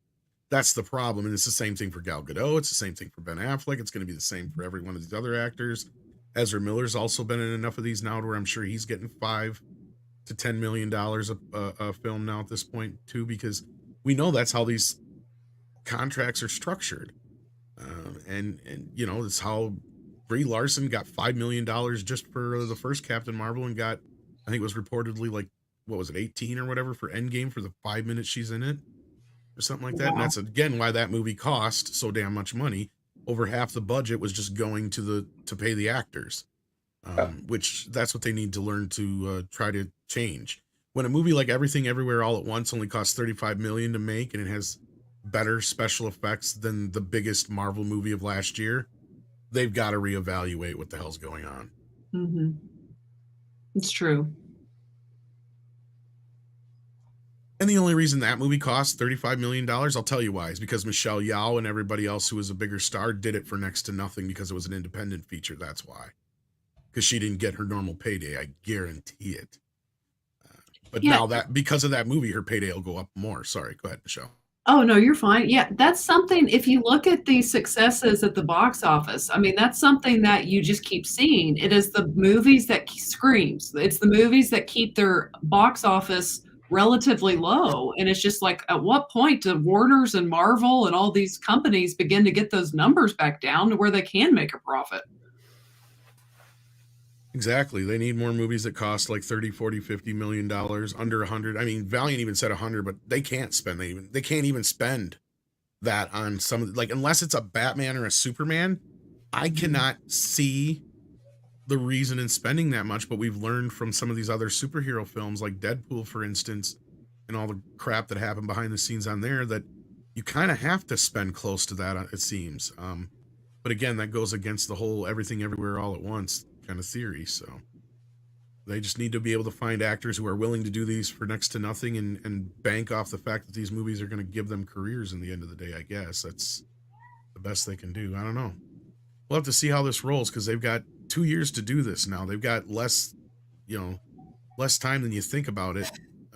And there is going to be a bit of a break because at the end of this year is the last of these movies, really. That's Aquaman.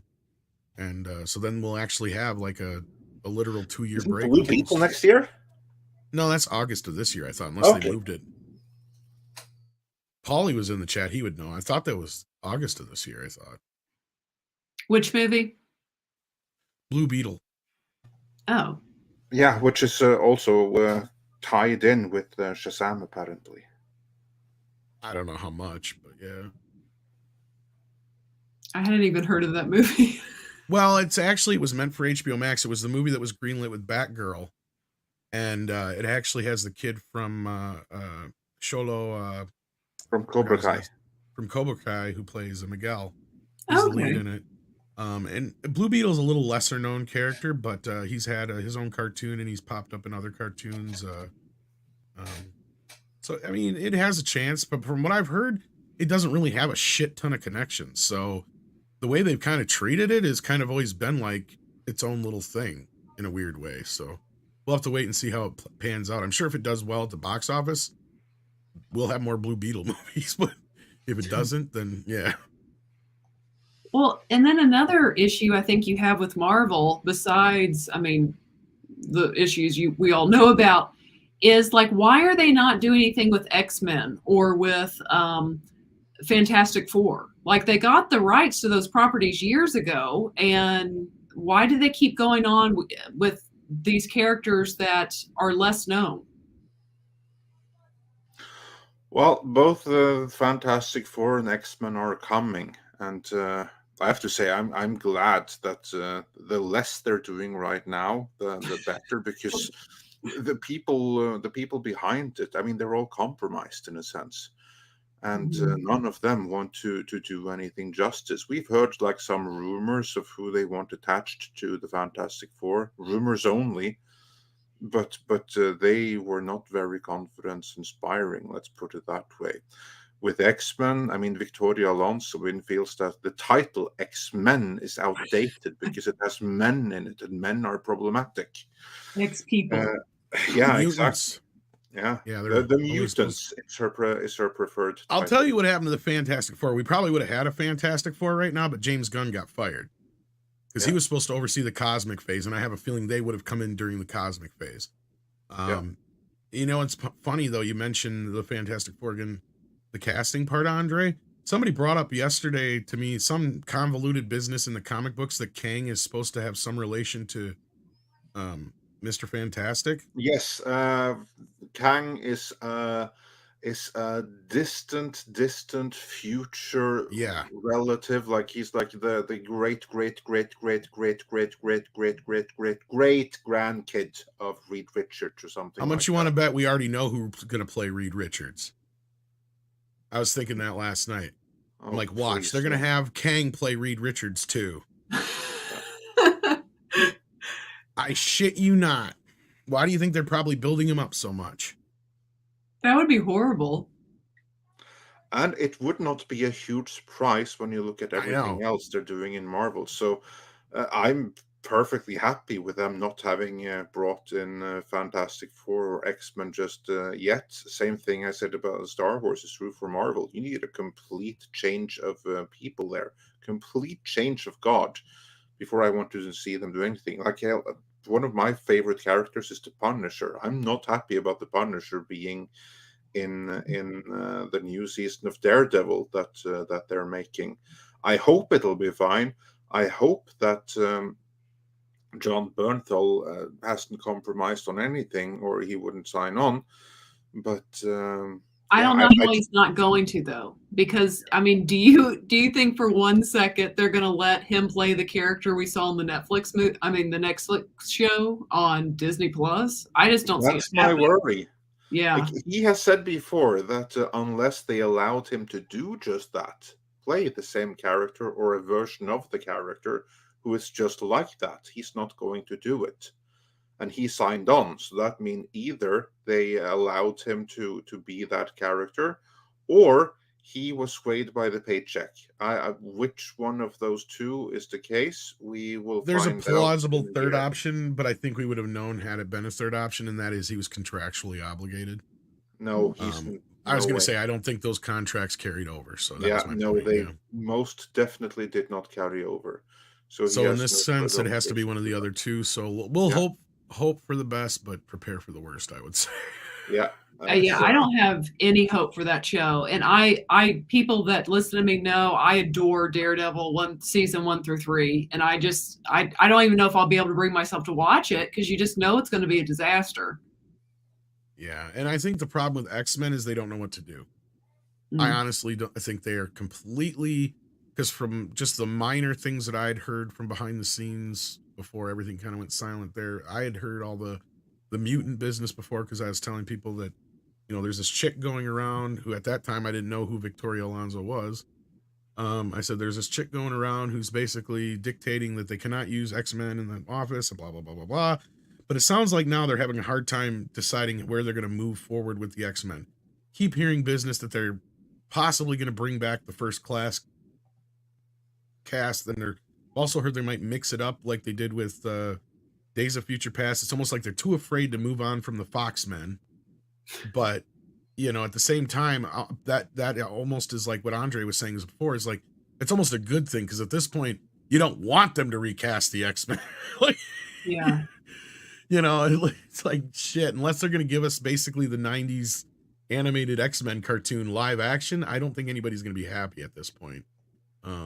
So I don't know. And frankly, I think Deadpool 3 is going to have a lot to say going forward, because Hugh Jackman has gone from I'm never going to play the character again to, I like money. So we'll see here, because I've always said I feel sorry for whoever has to take that role after Hugh Jackman, because he's basically a unicorn in the comic book industry, outside of the few Marvel characters where, like, Robert Downey Jr. and stuff like that, where nobody else has played them yet. Nobody is going to be able to beat Hugh Jackman as far as playing the character as many times as he has for as long as he has. No other actor in history that I know of has ever played a character this long in a comic book movie, or probably almost any IP for that matter. And is still going strong, and got another movie coming down the road here, because that's what, like 10 appearances as the character now, or more than that, over a span of like 30 years almost now. So like 20 plus years. Yeah, because when did it start? Like 99? 99. So okay, yeah. So 23 years, 24, almost 25 years. By the time Deadpool 3 comes out, he'll been playing the character for a quarter of a century. It's a long time. Time flies. Dracula might be the only one with Christopher Lee that probably comes close, I bet. Somebody will correct me if I'm wrong. But let's get to some super chats, because I know we have a few of those. MDG601 says, it used to be each decade had a distinct culture. Wedding Singer in 98 made a movie about a period 13 years earlier and was different from the 90s culture. If we made a movie about the 2010, would we see it different? Kind of. I mean, right now it seems weird. We're kind of stunted. It seems like a lot of stuff is still stuck in that 90s and 80s era. And I think Andre has pointed out the reason for that is because that's the last time we actually created anything culturally. Yeah, we're in the complete cultural stagnation as it is right now. But I would say we haven't really created anything since the early 2000s. And my argument for that is, if you time traveled from today to 1980, everything would be completely different around you. And assuming you're wearing your clothes from today, from the year 2003 and 1980, you'll stick out like a sore thumb with your clothes, with your haircut. No one's going to be able to tell anything different. Same thing if you go into the early 90s, late 90s, something like that. If you travel back in time from today to the 1990s, everyone is going to see right away on your clothing something is like a little bit off here. Not too off, but still something is off. You travel back in time from from today, wearing your clothes and everything, till the year 2000 and beyond, no one is going to be able to tell that from looking at you. Our clothes haven't changed. Music hasn't really changed. A hit in 2023 might as well have been a hit in the year 2003. Would stick out like a sore thumb in 1998, would not stick out in the 2003. Same with the movies that we're seeing right now, like Shazam, Fury of the Gods. There's nothing in there that couldn't have been released in 2003, 2004. Most of the movies most of everything, the only real difference between now and 20 years ago, 2003, is our cell phones and how the culture, and we have a ton of more taboos right now. We are significantly less free. Freedom of speech is under threat in a ways that wasn't even imagined 20 years ago. But beyond that, we're at a standstill. Nothing has really changed. Nothing's really happened the last 20 years. So since we stagnated sometime around the year 2000, and we've been in cultural stagnation ever since.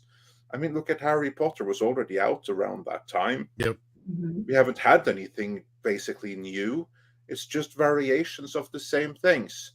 All the, like you mentioned, like classic movies before the year 2000 and classic movies after the year 2000, which aren't even music, comic book movies. That's going to be a short freaking list. Even music has pretty much been the same for the last 20 years too. There's been very That's little. my point. We are in cultural stagnation, and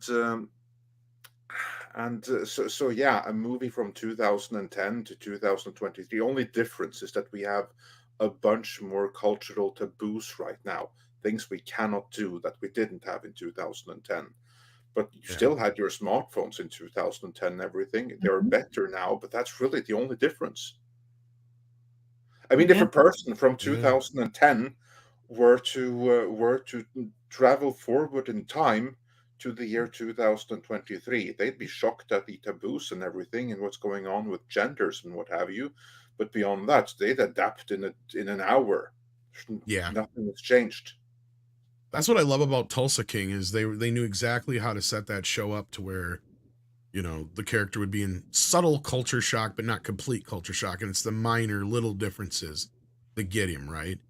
Because he's able to migrate through certain things, but like the smartphone and the idea that everybody's living off of cards now are two of the biggest things that really just doesn't compute with you know, like that whole kind of thing. But yeah, no, and like I said, the music is the better way to see that, because you look at the 2000s on to now, like I said, music hasn't changed at all.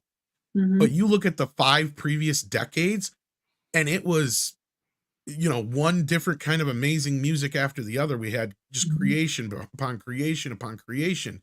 And you see that the same thing subtly in television, movies, and so on. But yeah, I agree with Andre 110%. Since about 2000, everything's gone completely stagnant. And yeah, I mean, I think another, as far as the movie side of things, big proof of that is we have no new movie stars. Who can you actually call a movie star now? The closest I could think of is maybe like Ryan Reynolds or Chris Pratt. And even Ryan Reynolds is somebody from that decade, that era, right? So the newest people you can even think of, I can't think of any new young actors other than Zendaya. You know, I wouldn't consider her a movie star. Yeah, if you would want to say, and I don't even think he's definitely not there, like a Timothy Chalamet or however you say his name. He's getting there. Yeah, I think getting there, but he's not there. I think Dune 2 will show us if that's true or not. I agree with you, Michelle, because I've noticed that the girls love Timothy Chalamet for some reason. They do. But yeah, we'll have to see how this goes. We have to invigorate the industry somehow, and it's not we're not going to be able to do it, but we can tell them what direction to go in by buying tickets and stuff like that. Granite Man says, doesn't matter what genre, bad scripts, bad movies. Yeah, and this is where I don't totally buy into superhero fatigue.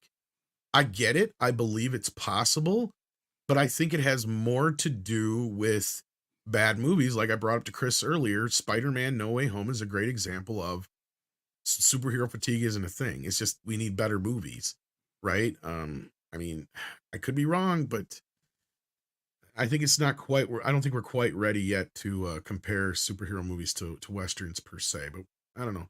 You were actually stepped away, Andre, when I'd asked you this earlier, because I know you had brought it up before. But I don't know if do you think superhero movies are ready yet to be compared to westerns as a genre?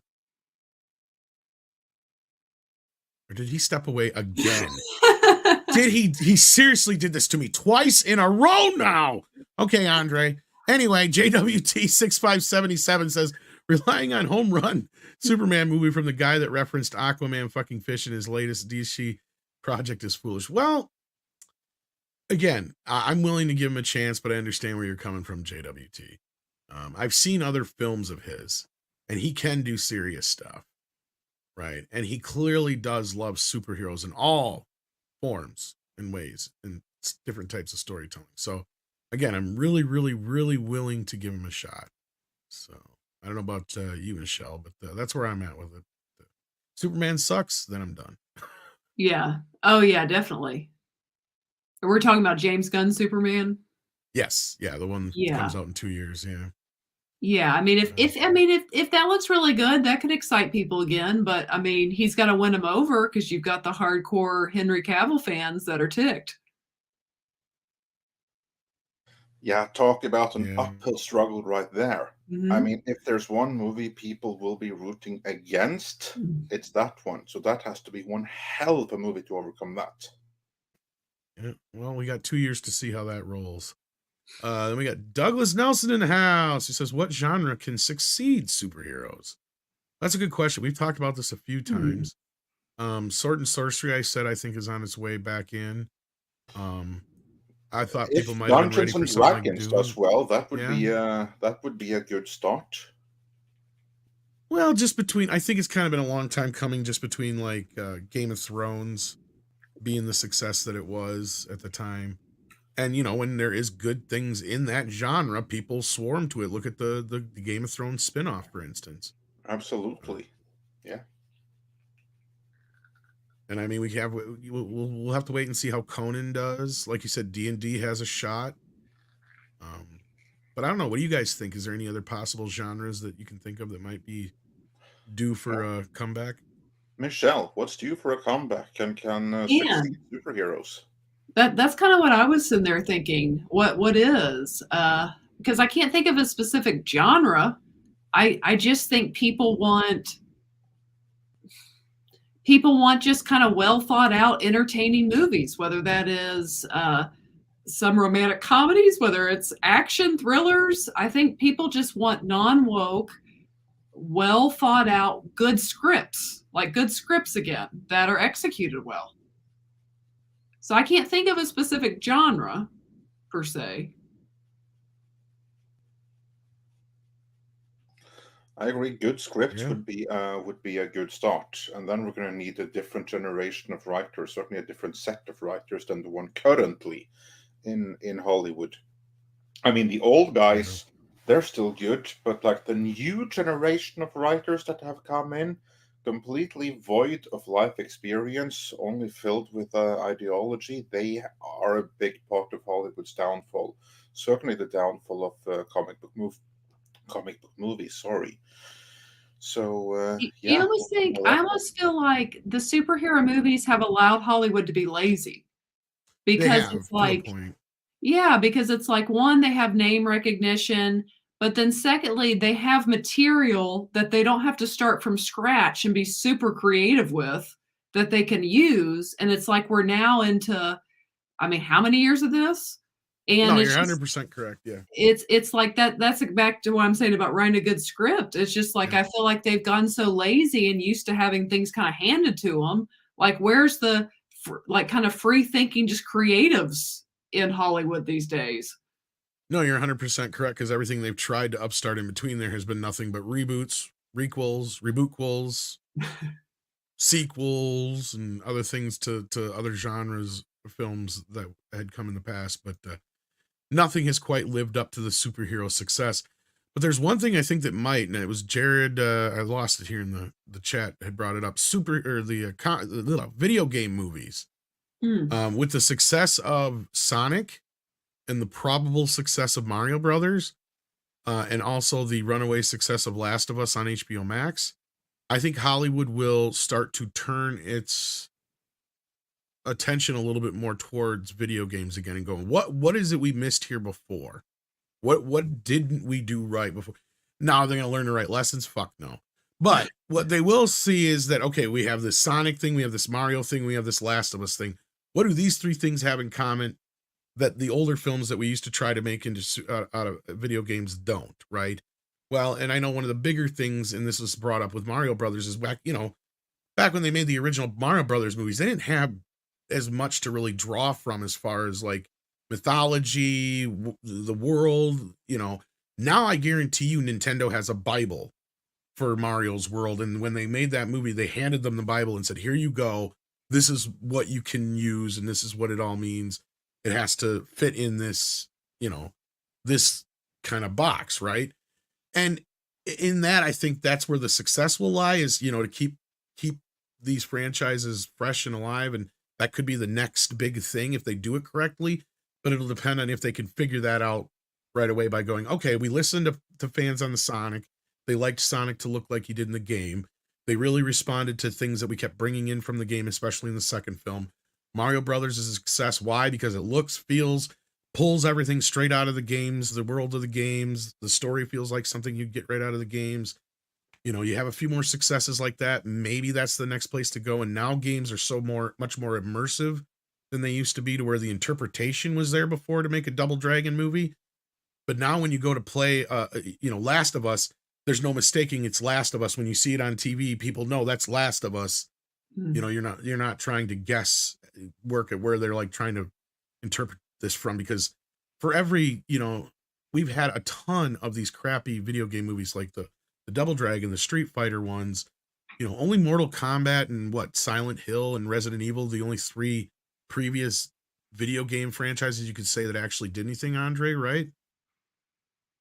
Yeah, kind of. Prior to more modern times, yeah, those are the ones that stands out and actually did something. Do you know, it's funny you say that, Tom, because I've said I agree with Valient Renegade that Star Wars, the best thing they could do is do nothing for a while as far as movies and stuff. But I have said that I think the smartest thing they could do with the movie trilogy is if they adapted Knights of the Old Republic and were very faithful to it. I think that would bring a lot of goodwill towards people. Yeah, I agree. I've been saying that too. Going back to that era, that's where you go before you go forward again. But as it is right now, I don't think there's any hope for anything as long as the sequel trilogy is there, because that right now is a thorn in everyone's eye. Because honestly, how many fans does the sequel trilogy have? How many are like, yeah, I love the sequel trilogy, really just added to the franchise? Just not many. There's 12 of those. They're all on Twitter and Instagram and TikTok. 6 is right. We need more buddy cop movies with cats playing the cops and everyone else is human. And they all just ignore the fact that 2 of their coworkers are cats. I'm all for this. I can get behind this idea. That sounds good. But we are losing Michelle here. But you said you will be joining us later for Toxic Femininity. Blech, if I could talk. Yes. But you do have a channel of your own as well, if you want to plug that real quick on your way out the door. Yeah, if you want to check out my Shazam view, check us out. My sister and I, our channel, Force of Light Entertainment. We do reviews, reactions, and you can check me out on Toxic Femininity tonight at 8 o'clock. So definitely check me out at Force of Light Entertainment and join us ladies tonight. Absolutely. And the link for your channel is, of course, in the description. Well, thank you, gentlemen, for having me on. I enjoyed talking with you guys. Well, I watch most of the times when you guys have these shows. I'm usually in the chat somewhere. Well, it was a pleasure to finally have you on the morning shows. Long overdue. Yes. Well, thank you for having me, and you guys have an awesome rest of the show. Thank you. Bye. Take care. All right, let's get through the rest of these super chats here. We got John Apocalypse, who sent a member chat in, or actually a milestone, and he's been here for 6 months. Thank you so much.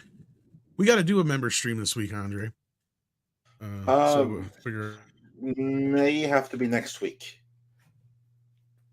Well, we got to do it soon then. Yeah, may have to be next week. Chrisma says audiences have simply gotten out of the habit of going to movies. I don't know if that's true. Because people have been wanting to go to things they really want to see. I heard some people weren't able to go see Cocaine Bear, for instance, because it was sold out. So, like, I think it's just a matter of stuff people want to see. Top Gun, Spider-Man: No Way Home. I agree with Tom completely here. Avatar, I don't think that people have gotten out of the habit. I think it's a matter of so many movies right now are so meh that there's no reason to go see them. People, I do believe, may have gotten more discerning about what they will go to theaters to see, but they will go for the right movie, as evident by Top Gun Maverick, further evident by Spider-Man: No Way Home. Not so much by either Shazam or Cocaine Bear, especially since everyone knows those will be on streaming sooner or later. Of course, most movies will be sooner or later, but they will come really, really soon. So I think that people will still be going to theaters, but that will be more reserved for event cannot miss movies. But what we have also had in the last decade and a half is an inflation of event movies. When almost every movie that comes is an event movie, then the threshold for what truly makes an event movie goes even higher. Yeah.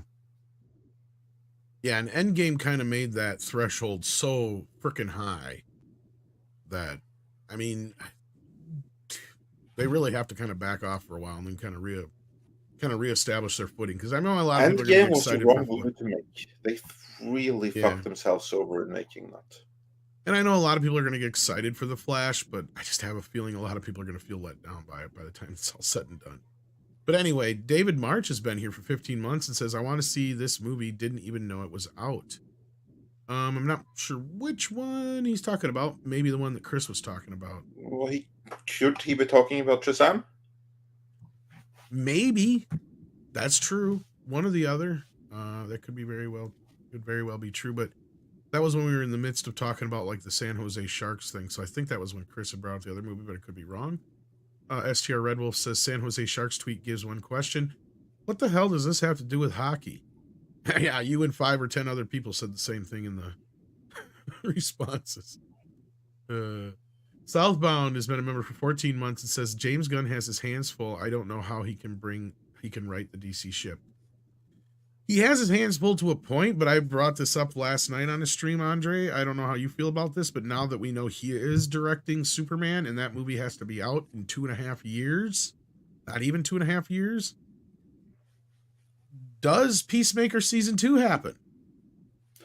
He has said on Twitter that it does.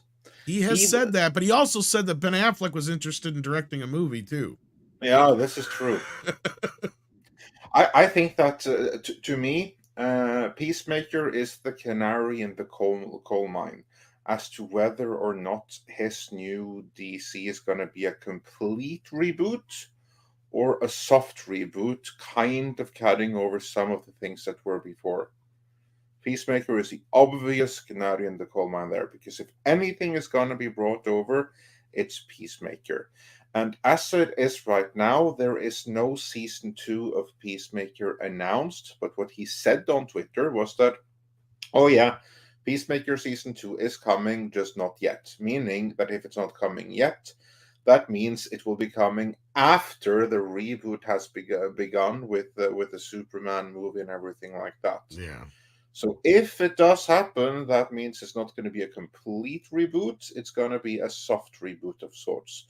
But as you said, just because he said it doesn't mean that it's definitely going to happen. I mean, a lot can happen in between now and then. What like the next series can underperform? That would be bad for Peacemaker, and maybe he never intended to make it in the first place. Maybe he really wants to do a complete and total reset and reboot of everything. If he does, then yeah, more power to him, I guess. But I don't know that is the right way to go about it, because what if it doesn't work? What if you reboot and the audiences don't take to the reboot? We already had one with the Batman. What if the new Superman movie performs like the Batman? What if the next Batman movie performs like the Batman? Then what? They really royally screwed everything up. Yeah, I mean, it's kind of a damned if you do, damned if you don't situation right now. So we'll have to wait and see how that pans out. But yeah, I'm not convinced that it's not going to be a complete 100% reboot. They're just trying to push that idea off until these movies are out and these shows are over. That's what I really think is going on here, but I could be wrong. Michael Maloney says it's all superhero movies, but for different reasons for both DC and Marvel. As far as like what's going wrong, maybe. I mean, as far as like DC's problem, yeah, yes and no, because a lot of what got, honestly, if I'm understanding what you're saying here, the woke is what killed DC 2 at the end, because for all intent and purposes, like these guys have been saying, and most people in the chat probably agree, a revamp of what already was there could have worked, right? You could have just done another Superman movie with Henry Cavill and just kind of pretended a lot of that shit didn't happen, or just kind of ignore a lot of it, and so on and so forth for each and every one of these characters. And that's kind of what they were trying to do, but we got Birds of Prey out of that and all that other crap. And that's where the woke factor started coming in and ruining it. So like that revamp should have helped DC, but instead it hurt it because of a lot of that crap. And even some of the better stuff out of that, like, you know, recently people are saying, you know, most people have said Shazam 2 is better than the first movie. A lot of people like the Suicide Squad compared to the original Suicide Squad and some of the other films that have come out of there. But at the end of the day, it was the woke crap that killed it. So I just think people were just like, the hell with this, especially after things like Bird of Prey. I think that was a big part that killed big it. Thing that killed the franchise right there. Yeah, big sorry. Thing, yeah. But I don't think that was the only thing. No, but I would say that's that point where they could have fixed it, but they didn't. Yeah. Yeah. They just changed direction too much. It never had the cohesion, and because of that, they were never able to build that worldwide following that would follow the DC brand no matter what. That was the big problem for them, more than anything else. And then towards the end, the wokeness came on top of it. But they just never won over the mass audience that they needed to win over. We have some very, very, very important breaking news here. Oh. Marvel Studios veteran Victoria Alonzo exits. Oh my! Hashtag Kamran was right. Victoria Alonzo, the longtime and high-profile Marvel Studios executive whose time with the company dates back to the first Iron Man, has left the studio, multiple sources tell The Hollywood Reporter. The reason for the exit are unclear, but she parted ways with the studio Friday, sources say. So this happened Friday. Alonzo had been with the company since the earliest days of Marvel Cinematic Universe, establishing an enviable. Sorry, I gotta make this bigger. Sorry, it's like there we go. Enviable 17-year run in watching the studio growing from operating above the Mercedes-Benz dealership in Beverly Hills to being acquired by Disney and becoming the highest grossing franchise in history. Oh, this is just a bunch of crap about what she's done. Yeah. So this is the saving PR statement to detract from the fact that they kicked her to the curb. She's fired. Here we have the human sacrifice for Marvel movie sucking. Because Ant-Man had an ant-sized box office. That's why she's fucking fired. Yeah, she's gone. This is the human sacrifice. She's the fall. I was about to say fall guy, but she's the fall guy X. Fall gal. For the bad box office. This is amazing news for Marvel going forward. And the reason Where's Valiant and her pro when you need them? Yeah, because Kamran in his Patreon, he didn't say exactly this, but what he did point out was that the changes that Bob Chapek started to do to human resource management, basically the control of who gets fired and who doesn't, Bob Iger continued it. Iger continued what Chapek started. He continued to change the HR department and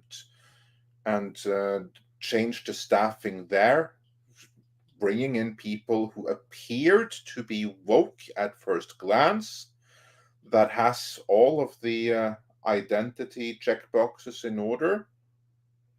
And then this happens. Yeah, this is fixing Marvel. This is them kind of being able weird. to point out that here is Marvel's problem, and they kicked her to the freaking curb, and rightfully so. Like I said, last year's box office, and especially Ant-Man and Black Panther, I think, are the main reasons for this. But what it goes with is also what I was saying before, and that is Daddy Iger is telling them what they want to hear, but he's just going to turn around and do exactly what Chapek was going to do anyway.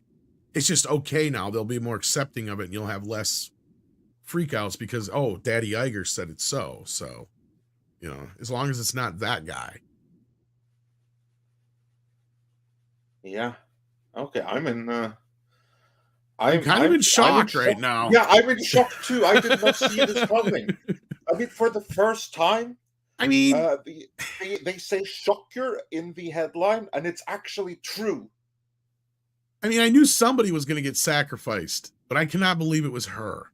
I agree completely. I mean, the kind of performance that Marvel has had over the course of Phase 4 and now Phase 5, that requires human sacrifice, which is sometimes needed in the world of corporate politics. But I did not see that it was going to be Victoria Alonso. Unless she got thrown completely under the bus, Andre.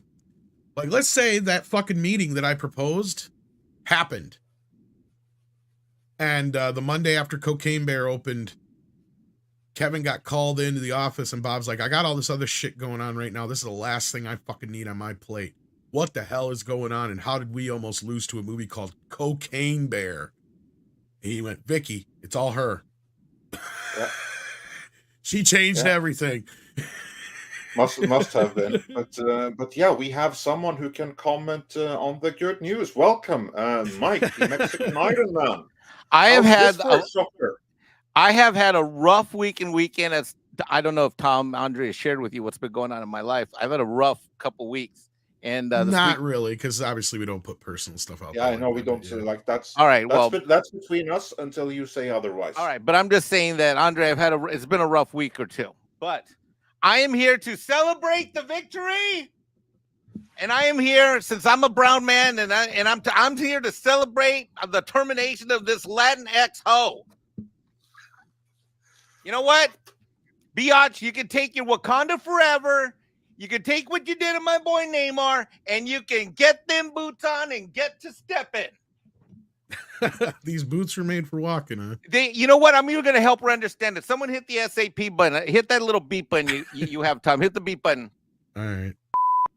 Esas botellas están pa caminando y caminar después pesar. Y este es el momento en que tienes que pasar para allá. That was a Mexican Iron Man. And he says he can't sing. He is a liar. Las botellas están listas, listo para caminar.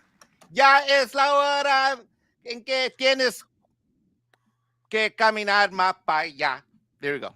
I'm making shit up. Nancy Sinatra has never sounded better. Green Lion says, "Go, Mikey." Exactly. You know what? I blame this hoe. I'm sorry. This 403. See, I'm gonna censor for YouTube. I blame this hoe. Mike, go ahead. I want your uncensored feelings. Like, take us through what has this. Here's what it is, Andre. I was despite being Mexican, Iron Man was one of only a couple Marvel characters I ever read as a comic book, and I'm a huge comic book guy. And if anyone doesn't believe it, I'm sitting here. I've got a spinner rack behind me, like locked and loaded here as if it were a comic book store. I'm a comic book guy. That's what brought me to YouTube. And I was never the biggest Marvel guy. I grew up a DC guy. First, last, Green Lantern, Batman, yada, yada, yada. So, the fact that I happen to be Mexican Iron Man is kind of a fluke because Doctor Strange, Mexican Iron Man, that's pretty much where my interest in Marvel started to stop. But what happened? I get sucked in. I follow this ride. I get all excited in phase 1, all excited in phase 2. We all ride together in phase 3. And then we watch it crash and burn in phase 4 and 5 and have this Latinx woke hire Alonzo, who I had to listen on the red carpet, speak Spanish so that the white people couldn't understand. That pissed me off. And then you think her little Latinx, little woke, little feminist leftist, crazy sixth wave, I don't even know what wave of feminism we're on now, didn't have her pausing Wakanda forever. And you know what? She is a cultural appropriator, and I hold her as a cultural felon. She is not only guilty, but I know she aided and abetted in the cultural felony that was Wakanda Forever, because there's no way that movie didn't get out that door without her little wokey blessing. That's right. So on this day, in the middle of a day where I'm having an awful day, I've had an awful week, an awful weekend, and struggling to handle all kinds of stuff that's happening in my business and personal life, I say on this day, hail Midnight's Edge, hail this lady going out the door. And I'm not saying that Marvel's going to be fixed or Disney's ever going to be fixed, but all I'm saying is them boots are made for walking, and that's what he's going to do. And that hoe can walk right out that door, and I never want to see you. Okay. Hi, guys. Oh, shit. You had me like big this whole time. Uh-oh. Yes. Oh, well, and we'll have to wait and see what kind of repercussions this have. And I can't wait to hear the reasons for this when we finally find out. But I got to imagine, Andre, you got a video already formulating and waiting in your head right now on this. Oh, one. Yes. Oh, yes. I mean, there's. I was wondering, what's the next video going to be? What's the next video going to be? I wonder. There's nothing new. And I'm like, oh, this. Okay, yeah, here's the next video. Tom ain't sleeping tonight. Well, we'll see. This might be one for Pablo, because Mondays are pretty packed tight for me. Canon Fellow Daryl, though, says this is for you, Mexican Iron Man, for the spontaneous singing because it made him smile. Thank you. Jim Watari also sends in a smiley face. I'm sure that's for you, Mikey. I'm sure it's too early in the day to ask you to drink, so he's just kindly sends in a smily face. Good job, Jim. Nope, cannot drink. I'm in the work day. He's in the work day.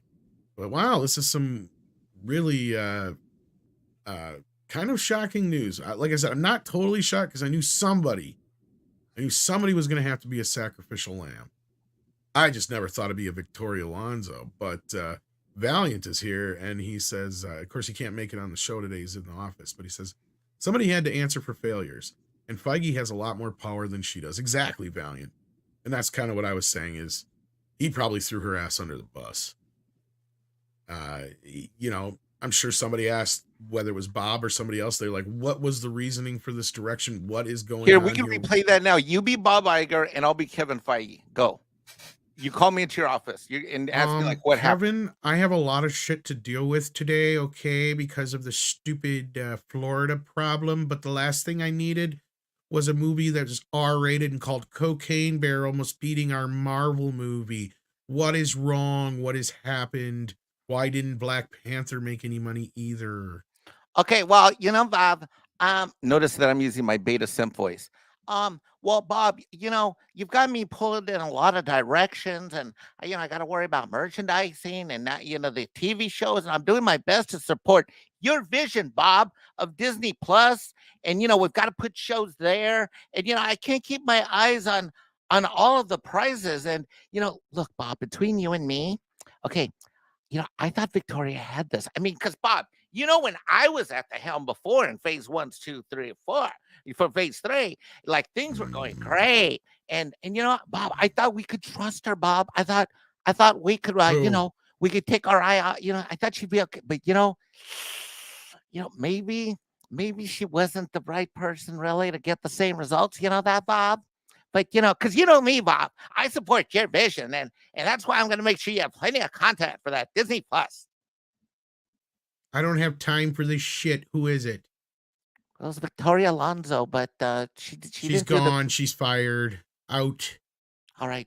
Well, Bob, if that's what you think is best, Bob, then you do what you've got to do, Bob. Yes, that's pretty much how it went, I'm sure. Andre, how do you like our reenactment? Andre's gone. I think we put him to sleep. No. You sounded more like Kevin Feige than Kevin Feige does. No, I was just up and busy changing the thumbnail for this stream right here. Holy shit, this needs celebration. Well, we got some other super chats to get through while hopefully, thank you, Six, for bringing this to our attention. And if there's any developments on this, I'm sure she'll bring them up to us in the meantime. But as of right now, we have no exact reason for it, but I'm sure it's an Ant-Man sized reason. Michael Maloney says it's all superhero movies, but okay, we got this one.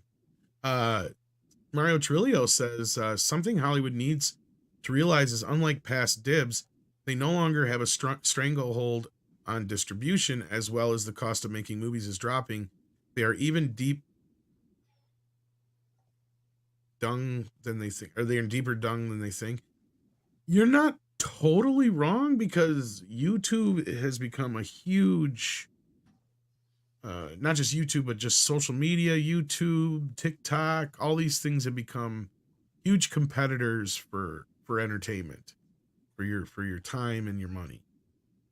Video games, we brought that up earlier, have become a huge industry over the past couple decades compared to what they used to be. So yes, Hollywood definitely does have some competition compared to what it used to. Anything else to add to this, guys? Nope. But yeah, as the cost of making movies is dropping, for some reason they're spending more and more on them, which makes no sense.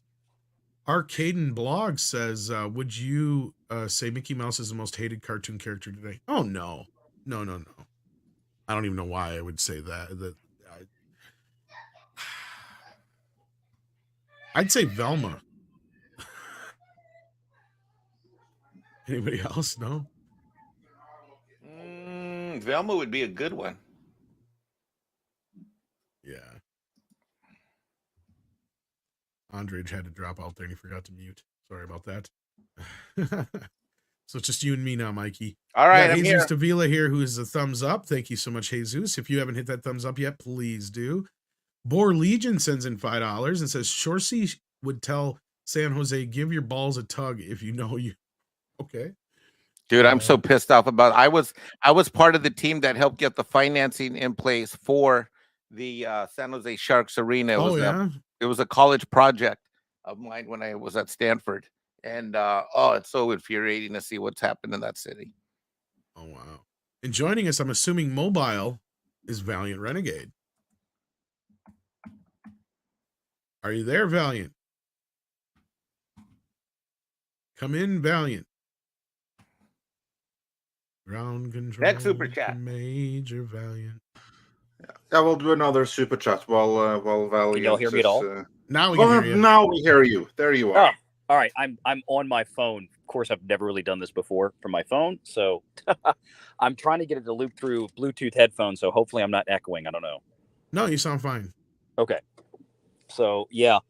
Well, that's somebody had to fall on the sword here, right? I mean, what have we been covering on the business and financial side now since phase 4 started, at least for me, was, this looked like Marvel was going to have some serious troubles these last couple of years with the box office, and they have.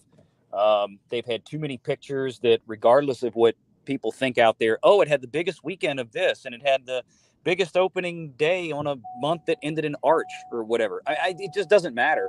At the end of the day, you got to pay the bills, and the movies aren't paying these massive bills. I mean, y'all talking about earlier production budgets and things like this for DC. Shazam, look, $125 million for a big superhero film. I know it's Shazam. That's still half of what Marvel's spending on their average film nowadays. So, I mean, you're at that point where you've got to look at it from the standpoint, you can't pay your bills from what you're spending to produce and market these films. Somebody's got to go. Somebody's going to get called on the carpet. We're having $3 billion+ of cuts that have been announced for content spend. So where do you go? I mean, you look at the studio that's supposed to be producing your most financially profitable enterprises as it has been for the last decade, well, at least up until 2019. And now it's not really returning much of anything to you anymore. What do? Somebody's got to go. It's Victoria Alonzo. Kevin Feige, he has a much bigger star power in Hollywood than she does. So right. There you go. Nah, it makes complete sense. I understand why now. I can understand why she's the one to get this, but I'm just surprised it went this high up. I can't believe there wasn't somebody else a little lower on the totem pole, like a Carrie Hart. Like, for instance, like with that whole thing with Lucas. Yeah, Lucasfilm, yeah. Well, we don't know why she left, right? I mean, we just know that she left. We don't know. I didn't see. I mean, was she fired? Did she get an offer from Paramount for $10 million to come? I don't know. You know, maybe she'll go replace KK. Oh Lord. Yeah, I don't know. Like I said, we don't know the details of her departure as of yet, so I don't want to get too premature on that. But at the same time, look, let's think about this for a second, just from the money side of things. What was Victoria Alonzo's real function? I mean, if Kevin Feige's the studio head, she sounded like she was getting more involved as the yes. As the studio head as time went on. Do you really need two people there running the same ship? Maybe that position just kind of goes away or changes radically to where whoever they replace her with is just more of a business manager. I don't know. I don't think the timing of this is at all a coincidence, right? We had a situation where Kevin Feige was supposed to be making a Star Wars project, and what happened? Went away. Now this happens because that means he's probably getting pulled back into the mix again over at Marvel. Because I'm willing to bet that he was given, the time to go away and do this thing and that thing and kind of concentrate on some other things while she took the reins. Because you're right. Who did we always see in all the, on all the red carpet shit? It was always her. Yeah. And Mikey just pointed that out. Yeah. I mean, to me, to be honest, I've never understood her position at Marvel. I mean, at least from a functional standpoint. Well, you need to understand how Hollywood works, Valient, which is that she's been there forever, and being female, and let's frankly. I get that. Plus, she'll bounce back a hell of a lot quicker than a lot of other people. She's played the Latinx card like very precisely when and where needed. I'm sure that happened internally as well. Oh, look, I totally agree with you, Mikey. No, I understand that completely, and that's why I qualified what I said was I don't understand her functional position there, because she really doesn't have one per se. I mean, what you said is the only reason I can come up with why she's there, right? It was you stick a shiny jewel on something to make it look good. Like, look, we've got diversity, we've got a female-led studio, we've got that, and it's like, well, now that we have to tighten the reins and the money's not as loose as it was 3 or 4 years ago, and oh, by the way, our box office returns have gone to poo. We don't need her anymore. I mean, that's it. Be interesting to see what happened, though. I'm sure we'll get more details in the next few days of, was this part of the layoffs? Did she get another job offer? Did she do something else internally? Or was it like we just talked about? It's Feige's got to come back and run this ship by himself. We don't need to be paying another executive at that level another several $1 million a year to do what Feige should be doing himself. Two things here. They've already alerted that they're going to tone down production, right? Because the problem with Phase 4 is that there was just too much between movies and Disney Plus shows. Kevin Feige was stretched too thin, so quality control was completely lost. Now he's woke too, but this person is woker, and she was the one overseeing so many of the movies. With her being gone, quality should instantly rebound a little bit, because even if Kevin Feige is no longer what he once was, he's better than her. Well, there's one glaring reason why this is happening. I'll tell you right now. And we've said this many a time. And I've used this graphic a few times now, Andre, and I'm so glad I had you make it. This is fucking why. Because the only movies that they have made that have made $1 billion since Endgame were for Sony. Yep. Keep that in mind. They made them, Kevin Feige, Victoria Alonso, their Marvel crew, they packaged and delivered these movies to Sony to give them billion-dollar movies that they got a little pittance out of. Almost $2 billion movies. Clear, so everyone knows what we're looking at on screen right now. Oh, sorry. The graph you're seeing right now, you see there to the very, very left, where it's like this massive, massive thing. That's the box office of Avengers Endgame. And beyond that, it's the box office for each movie in Phase 5, the worldwide total, with the exception of Spider-Man No Way Home. Look at the Actually, difference. both Spider-Man movies aren't in Yes, there, exactly, both Spider-Man movies, but the one before that was in Phase 3, so that wouldn't be here anyway. So it's just Spider-Man. Well, there was Home. one Spider-Man Far From Home was after Endgame, though, was the point. Yeah, it was.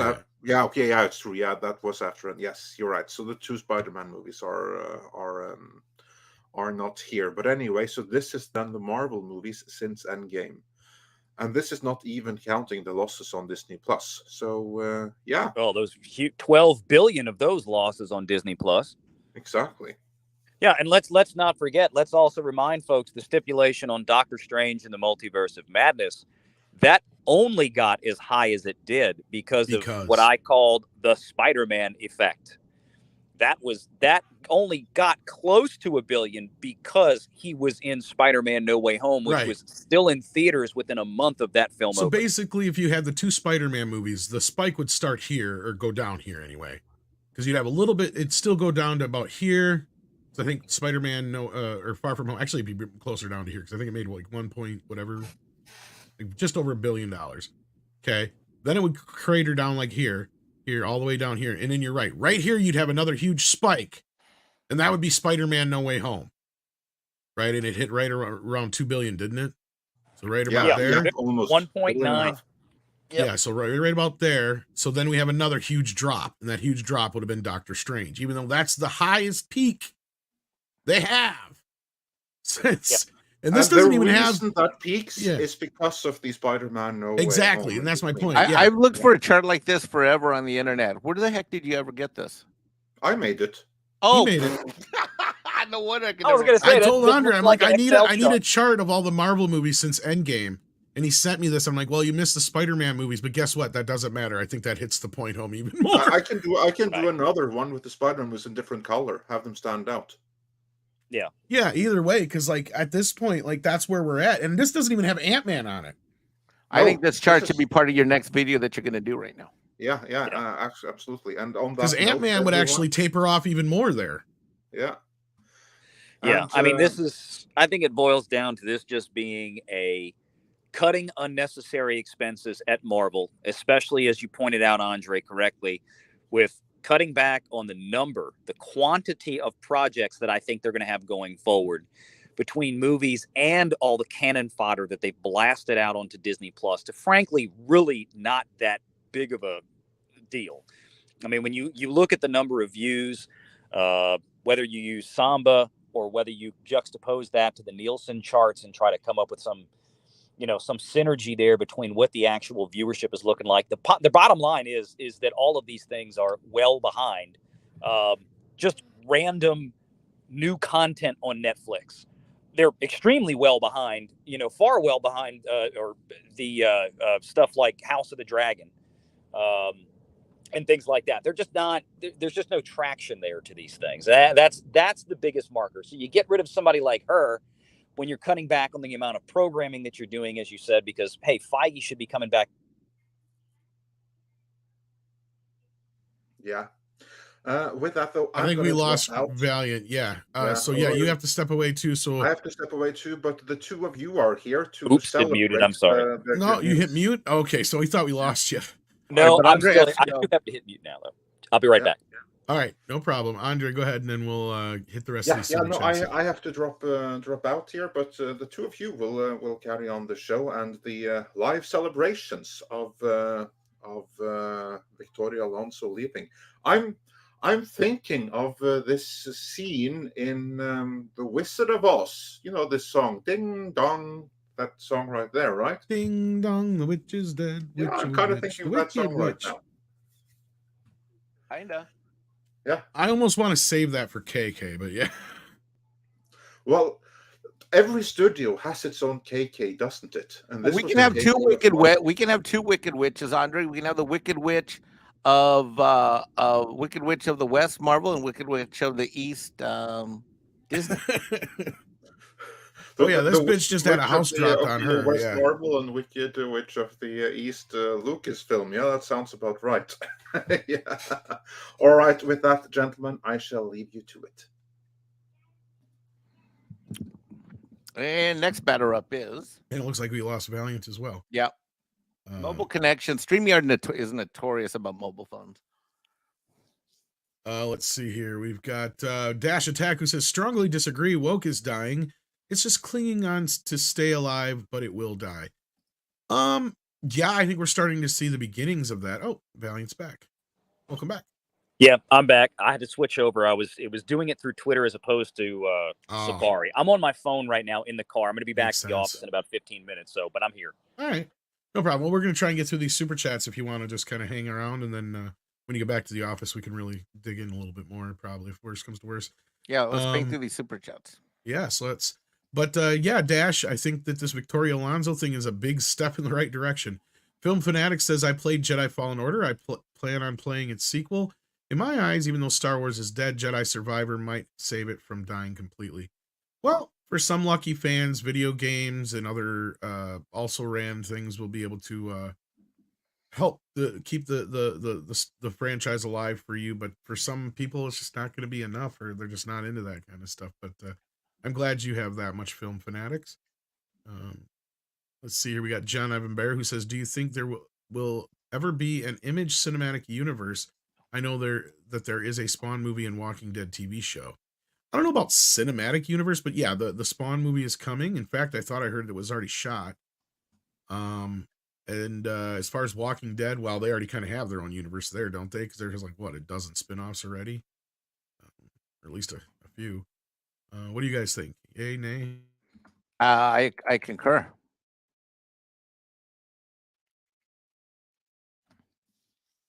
Did we lose? Am I the only one here? Hello? I think we. No, I'm still here. Again. Oh, okay. No, he's still there. Right. I think whatever we do, I think horror and that entire genre, I've said it for a year now, is that, and Tom has documented that's happened before. That is the genre that, however we go there, in whatever horrific means, has a potential to entertain and survive and thrive Hollywood numbers, especially because of the budgets. Yeah, I mean, these are easy movies to make, quote unquote. I mean, at least in terms of production, right? These usually come with simple 10, 20, maybe you get up into the 30 million, 40 million range for something like the Scream series, just because of what the cast can demand at this point with, so much lineage behind it. But generally, these are cheap to make, and you have a pretty good hardcore horror fan audience out there that shows up. You don't need a whole bunch of them to make money on these projects. So why not keep making them? Yeah, and then some people also point out like Invincible is Image as well. Yep. Yeah, I don't know about a cinematic universe, but there's definitely potential there. Pinochet's Helicopter Tour says, by the power of Mystery Box, I am Ray, hear me roar. Pretty much. Rambam 3000 says, C.L. Moore's Jiril of Jori is the OG red-haired warrior series characters in SNS. The first appeared in Weird Tales in October 1934. Howard's Red Sonja appeared in January, but only in one story. Oh, did not know this. Okay. Jirel of Jori. Never heard of her, actually. Thank you for that, Rambam. And then we got a member chat from Jesus Davila, who gifted 5 Midnight's Edge memberships. Thank you so much, Jesus. That's very generous of you. We appreciate that. And Pinochet has another one here and says, panel, do you feel old school creatives are boxed into compliance? Is there an unspoken resentment, like the industry had been dragged along for a ride? Feel old school creatives are boxed in. If you mean the superhero thing, yes. And yes. And it's more so just because of the budget. They just can't stomach these budgets any longer, and the gamble is not worth it anymore. I don't know if Valiant or Mikey has a feeling on that, but in that respect, yeah, I'm sure there's a lot of old school creatives that are really getting pissy with this shit. And that's producers, but the creative side of things, same thing. I'm sure tons of them are sick and tired of only being able to pitch like superhero projects and stuff like that. And most of the old school creators, as we've learned from various guests on the show, live in fear. of being canceled, getting canceled, what they There's can that too, propose, yeah. what they can greenlight. Yeah. And look, even when they do hire him, look at some of the names that have been brought in, like we all talked about brought up Doctor Strange in the Multiverse of Madness earlier. You had Sam Raimi in there. But even a guy like Sam Raimi's basically going to get handed a set of paint by numbers instructions, like Script always calls it, I think. This is the movie we need you to make. Right?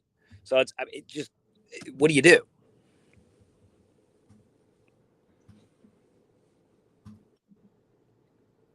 Pretty much. And then we've got Waltman who says, Andre, do you know of Russia's Night Witches? Well, sadly, he didn't get this before he had to check out because he's got little ones, I think, to get to bed and some other things he had to deal with. But we will screenshot that and save it for Wednesday if worse comes to worse. So I just did, and we'll save that for Wednesday. Thank you. Dale Grimes says, much like with Gina Carano in Star Wars, James Gunn was a linchpin for Phase 4. That got shot to hell with his firing. Even more so.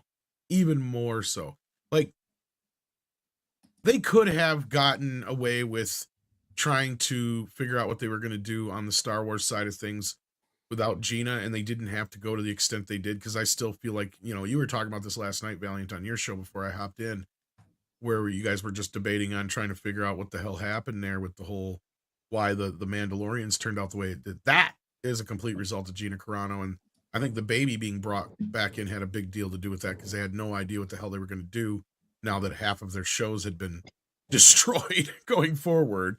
You had a plan. You had years of stuff mapped out. I mean, just like they did or Favreau did for Marvel way back when. And then you get a pie in the face, and what do? And then they had to bring back in. So Mandalorian, we didn't get another season for 2 years.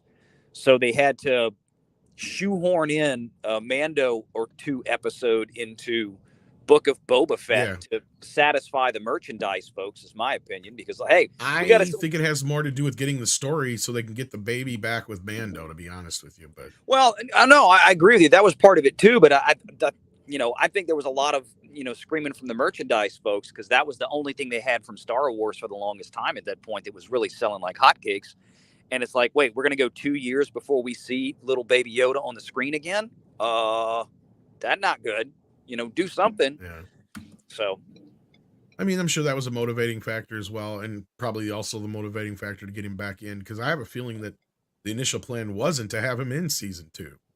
I mean, I think you could very well be right. But he still could have been there, just not with Mando. Yeah, I think this storyline that we saw in Boba was supposed to come in the latter part of season 3. Because there was other stuff that was supposed to have gotten. Well, they tell us it's been 2 years. He was with Luke for 2 years. Wait, what? It's like, how was that 2 years? Well, not just that. The whole first 2 seasons, and not to go off on a tangent here, the whole first 2 seasons are predicated on the fact that the baby needs to be delivered and go where he needs to be with somebody who can teach him how to use his powers, right? Yep. And the first thing he does is choose to leave that person to go with Mando. Right. So it's kind of stupid. Like, we skipped something in there somewhere. I know. So I said, I think this was something that was supposed to come into the tail end of this season to set up for 4th season. Like, the baby was going to be gone through the whole of the whole part of this 3rd season. Because I think it was going to have more to do with setting up Gina Carano to go on to the Rangers show, which was then in turn supposed to set up her show. And at the same time, Mando was probably supposed to be fighting with Boca Raton, or whatever the fuck her name is. Boca Raton. Yeah. Over that stupid Darksaber shit. Because you can clearly tell with that scene at the end, they have no idea what they're doing with this now. Oh, it's like, you guys have completely lost the narrative here somehow. Oh. Because there was all that shit set up at the end of season 2. Yeah. And it completely, like, you're like, wait a minute now. Like, so Mando's got to go take a bath? What? Yeah. I had enough of the show. I'm sorry. I wanted to like it, but that first episode really turned me off. And Boba Fett didn't help. So, Cthulhu says, all James Gunn needs to do is look at the cartoon Justice League. Why does everyone in the industry ignore this? Perfect stories and characters. Well, I don't totally disagree, Cthulhu. In fact, I've said this before, and I think Andre would agree. all you got to do to make the perfect Superman movie is take like the first 5, 6, 7 episodes or whatever it is that go together of the Superman animated series and just make that into a movie. That's it. That's all you got to do. It has everything you need in that first whatever little collection of episodes was. I have another news episodes. flash. Hollywood producer entertainment types. They may have watched this stuff as kids or read some comic books as kids. They may even watch some of it, some of the animated stuff at some point, some of it. But by and large, they just don't give a shit. By and large, they're concerned with, you know, the level of discriminatory attitudes by these Hollywood types on anything that's not a movie. Like the movie people look down on TV people, and all the movie and the TV people look down on everything else, whether it's animation or cartoons or whatnot. They all look down on it. That's why they don't respect it and honor it, in my opinion. Sorry. Yeah. Nothing to add, Valiant? No, I was just going to say, he's right. It's just a vehicle for them. It's just a vehicle to do whatever they're supposed to do, whatever the studio tells them. I don't think there's any real passion or concern behind it when they do it. Oh no, it's just yeah. It's a paycheck. Yeah. It says Charlie Cox said the same thing, then She-Hulk happened. I will never forget that walk of shame scene. Well, you got to also remember these actors are in the same environment. So a lot of times for them, and sometimes that's why they change the comics so much so they can justify this shit too. But yeah, I know you're referring to the Punisher comment on that one. So yeah, we'll have to wait and see how that turns out. Count Falconer says Justice League and Aquaman destroyed a brand that was banking $700 million. Can all be traced back. Had Zack Snyder stayed, would it be different? No. I think that it still would have, because the audience had tuned out during BBS. Yep. They did not come back for Justice League regardless of who had anything to do with it, because most of the normies don't give a shit or care about that. They just know they did not like Man of Steel or BBS or Suicide Squad, so they completely tuned out at that point. But they did like Wonder Woman and they did like Aquaman. And that's where I'm not so sure what you mean Aquaman destroyed the brand. Because yeah, Aquaman, I mean, that was over $1 billion success they had. Yeah, that was the was... biggest success they had in the DCEU, so, or whatever you want to call it at this point. But yeah. Yeah. And even with 700+ million, I mean, that's fine and dandy. The problem is that only returns, when you had China factored in there, and that might only bring about 300 or 325 million back to the studios. And they were spending more than that making and marketing a lot of those films. So even at 700 million, I mean, they were losing money or barely breaking even. And that's what people kind of forget. It's like, oh, well, yeah, I mean, look, Wakanda Forever made 840 million, whatever it wound up at. And that's great. They really didn't make any money on it just because of how much they spent. People forget that part of it. Absolutely. And yeah, no, I don't think it would have been any different, because I think, again, the reason we are here, the reason we have gotten here now, the reason we had all those revamps before was because of Zack Snyder's vision. I know it has its fan base, I know it has its following, but it's just not as big as a lot of those people like to think it is, or we wouldn't be having this conversation right now. I keep reminding people of that. So that's the bigger thing there. Yeah, no,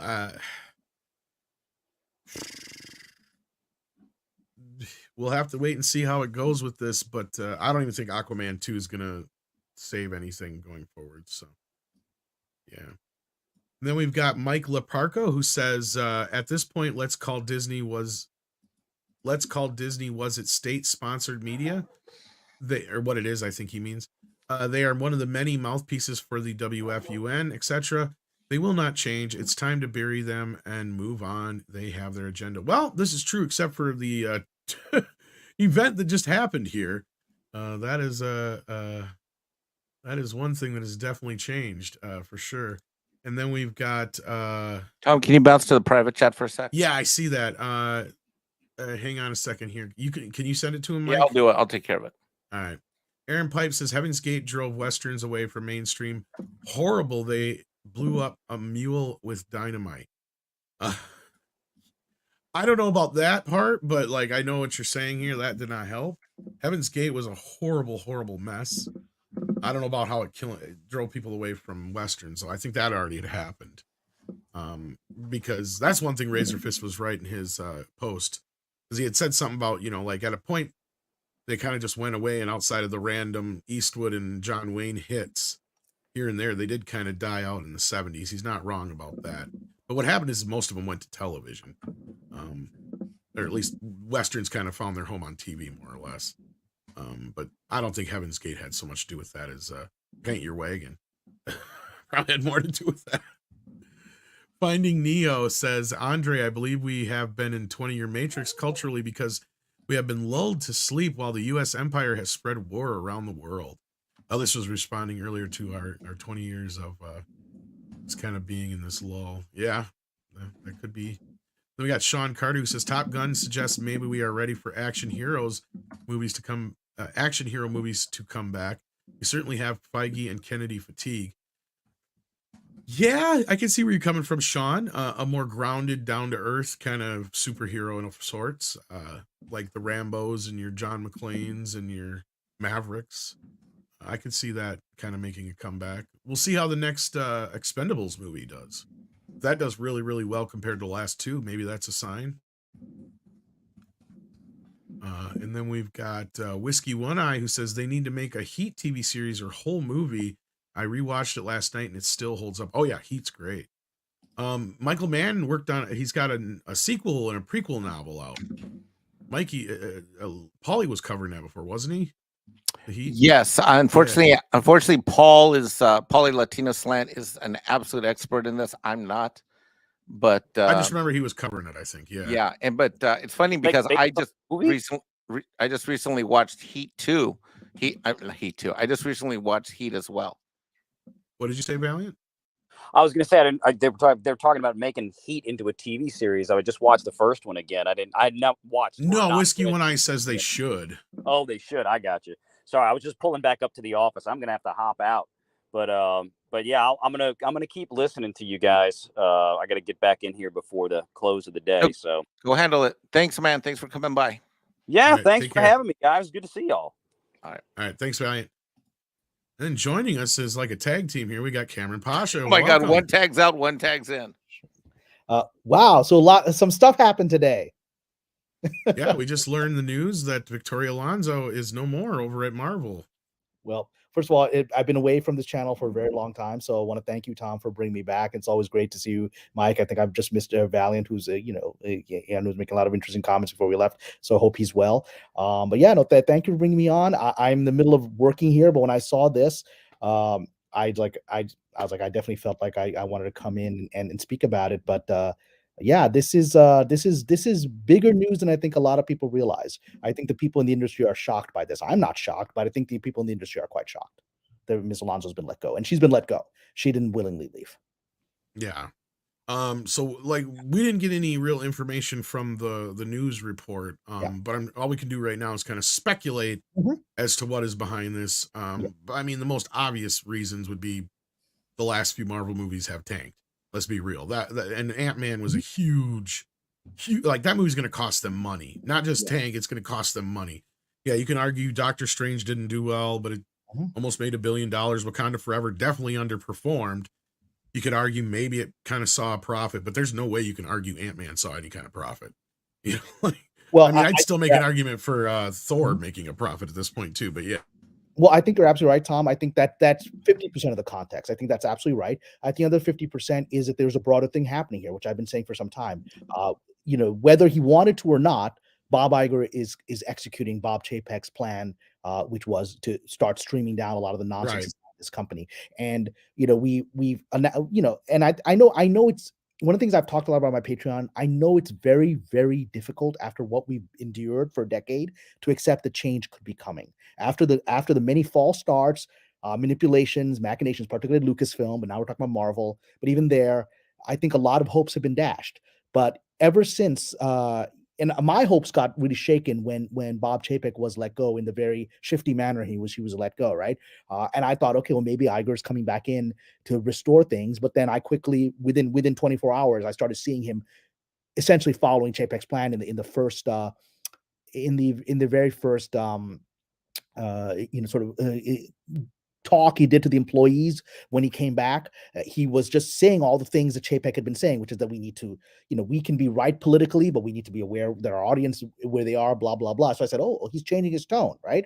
And then we had this incredible announcement of the freezes, which I actually was able to scoop, that there was going to be a hiring freeze. And then finally, early this year, he came out with his plan that he was going to let 7,000 employees go.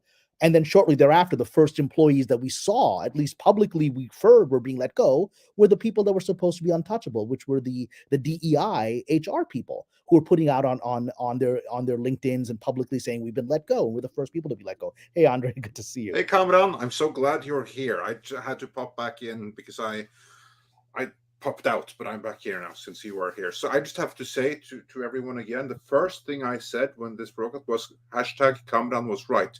You're the only one, like, you didn't predict that she was going to go, but you predicted that change is coming to Disney at a big scale that we did not, that no one would be able to foretell, and here we are.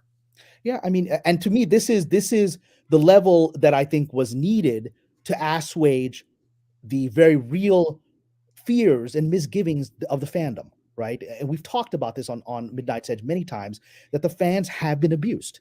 They have been, for sure, and their hopes have been broken. I've been having that conversation. You remember my Patreon, Mike is as well. You've seen we're having these conversations where people are like on Patreon, I was like, I wish I could believe you, Kamran. I wish I could believe the change is coming, but I need something big. And today we got something big, because Ms. Alonzo was let go after 17 years, and she was one of the untouchables that we would have thought is protected. But the other thing we need to give in context of where this came out. So I was listing the things that had happened before. Again, people are like, well, I don't know, this DI, they let go of the HR head, but they put this other woman in there, and maybe she's going to continue it on. So we'll keep an eye on things. And now yesterday on Business Insider, which is a prominent business website, news website, they had a report. I put it out on my Patreon. People should go to subscribe to Business Insider to read it.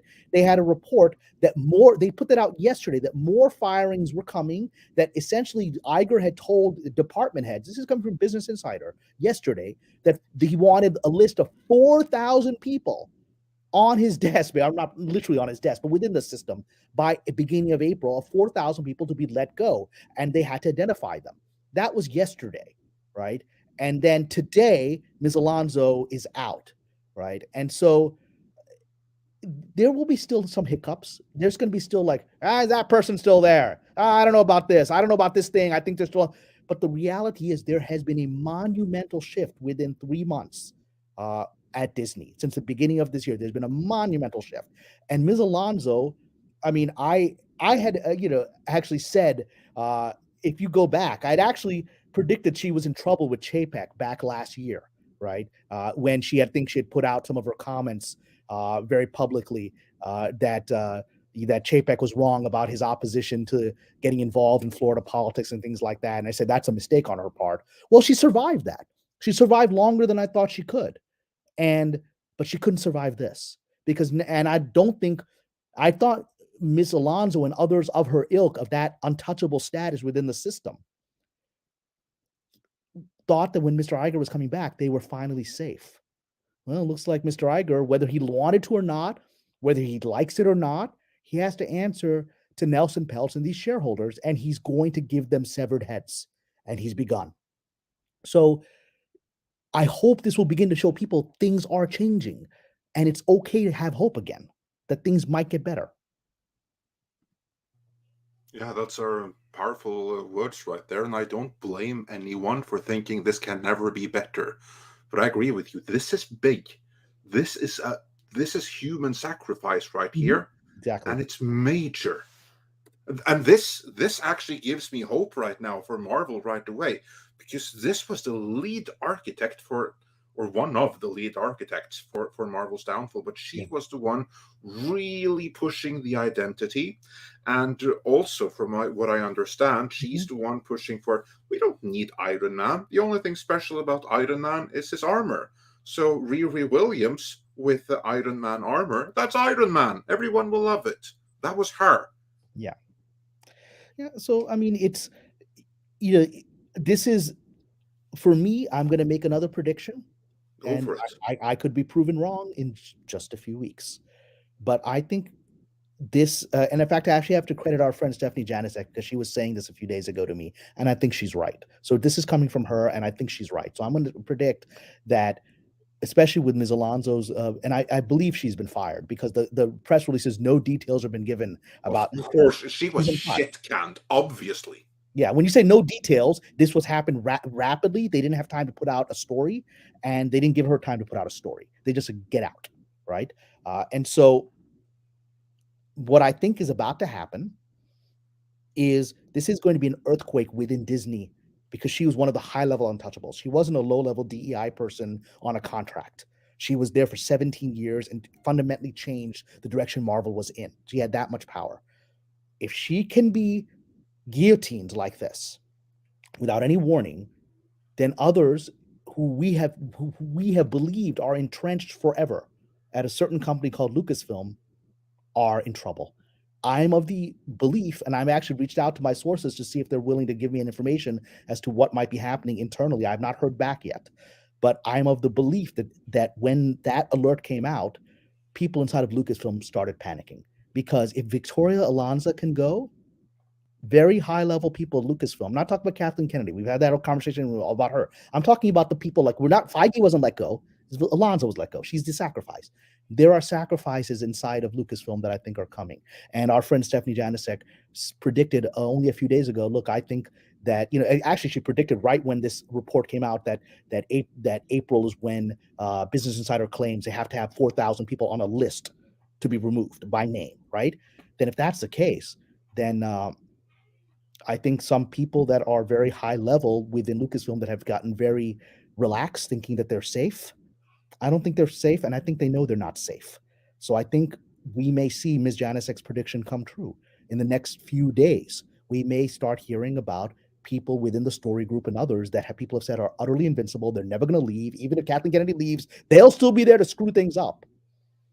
Well, someone a lot more powerful than some story group member inside of the Disney power structure has been let go in a very cruel and straightforward way. I don't think they're safe.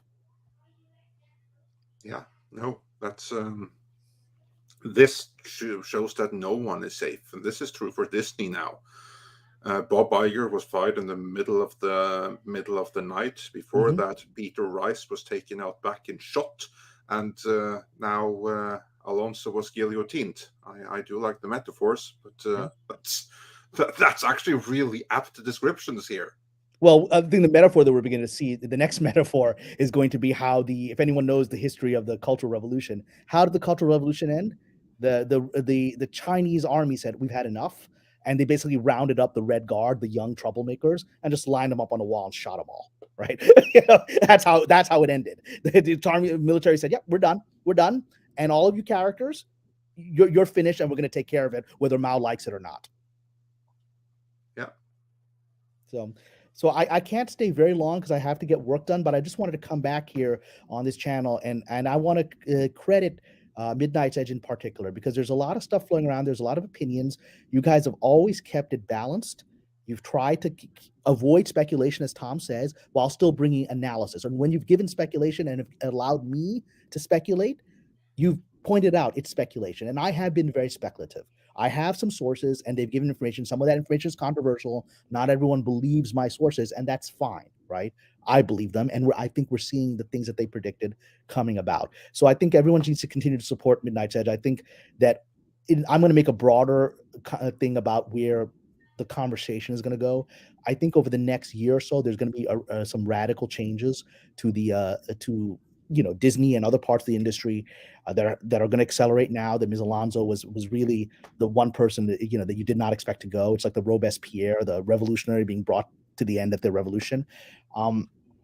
I think a few channels are going to be able to really retain viewership trust over the next year, because you've kept such a balanced perspective on things and brought actual business intuition here, rather than just looking at the surface of things. Well, that's what the Deadline report says. That must be what's happening, right? That's what some random website put out there. That must be what is happening. You've brought a level of sophisticated analysis, and that's why I think Midnight's Edge is going to actually be a place for people should keep coming for more real conversation about what's happening and not just looking at the surface things, because there's a propaganda war going on right now. There's an information war going out.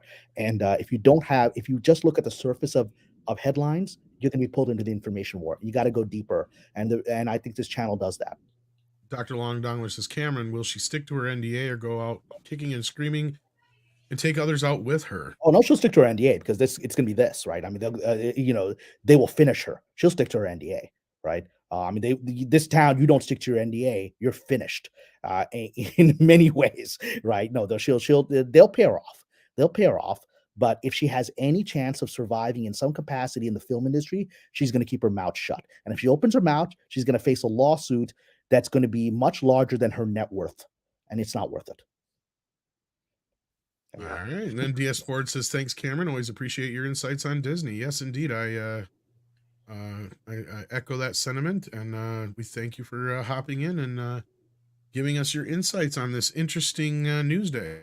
Yeah, and thanks for the kind words. That is much appreciated, and it's always a delight to have you on, especially to give a really informed take on matters like these when we have these kinds of breaking news, because this is big. Yeah, no, it's big. And again, and I know people have, not everyone still trusts my opinion, and that's completely fair. I will only say my opinion is based on 22 years of surviving, not always surviving, being the victim of Hollywood machinations, right? So, and then seeing, my opinions are formed by working on a TV show and seeing the horrific machinations behind it, and then watching the press release come out that is essentially lies about what I witnessed with my own eyes happening, and understanding the dynamics of public relations and media manipulation. So that's where a lot of my opinions come from, where they don't seem to flow with what is the official narrative or the obvious narrative, because I've seen the obvious narrative as a lie. I've seen it in the course of my career. And so if you can trust that journey, then you can at least give some credence to when I say things that seem to be improbable. It's just based on having witnessed this. This industry is all a fraud. This industry is an illusion, and it's an illusion that's based on public perception. And if you can manage public perception, you can survive it and come out on top. And so that's where my opinions come from, and I appreciate that I can share those opinions here on Midnight's Edge. So Andre, Tom, and my beloved Sufi brother Mike, thank you for letting me on. I got to get back to work, but hopefully, if I am right, and if our friend Stephanie is right, that we're going to hear about a similar release inside of Lucasfilm in the near future of the equivalent of Ms. Alonzo. Hopefully, I can come back on and talk about that then, because I think this is the first major fall. I think others are coming, and I think that will be necessary to start returning trust of the audience to the filmmaking process. That is fantastic. So thank you for hopping in, everyone. Check out Kamran's Patreon for some of the best inside baseball from the Hollywood at large and Disney in particular. Link will be in the description. All right. God bless everyone. Stick around here. There's a lot more conversation coming. I'm sure other great guests are coming on. There'll be more surprises coming this week, I think. Take care, everyone. Oh, I'm sure there will. All right. Take care. Take care. Thanks, Bye-bye. bro. We actually have a lot of super chats to get through. Thank you so much. You guys have been so generous, but these things happen. Sometimes news drops late and we get behind, but we apologize. We've taken so long to get to them, but we're going to try and get through them now. We got Paulus Plain. Force majeure on this one. Yes. Paulus Plain sends in 100 Norwegian kroner and says, non-woke good films of power. Blazing Saddles from 74. E.T. the Extraterrestrial from 82. Spaceballs from 87. Jurassic Park and Schindler's List from 93. And Saving Private Ryan from 98. I see a pattern emerging here. You really like Mel Brooks and Steven Spielberg. Yeah. Good taste in movies. We Norwegians have good taste in movies. Yes, indeed. Say that. Then we got Michael. I just have to drop out because I have obviously something to do at the back end here. But everyone just stay tuned because sure. Tom and Mike has you covered. Yep. All right. Mike Laparco says Disney's propaganda mirrors Mao's Cultural Revolution. They present adults as needing correction by children. They are re-educating empty theater. They are re-educating empty theaters. He's not wrong. Nobody's going to see this crap. Shoot, I think we missed a super chat for Cameron. Probably. I'm sorry about that. Okay, I'm on the text with him right now. So Okay. Stian Mondstad sent us a super sticker. Thank you so very much. And it was, let's see here. 6 shared it here. I just gotta find it. It is a thumbs up. Thank you so much. If you haven't hit that thumbs up yet, please do. And then we have John Thomas, who says, Andre keeps dissing Cocaine Bear and I'm flying to Norway. Just kidding. Also, my only interest in Shazam is Gal Gadot as Wonder Woman. One last time, is it worth it for that? Oh, I wish he would have caught this message, but considering it's a small cameo,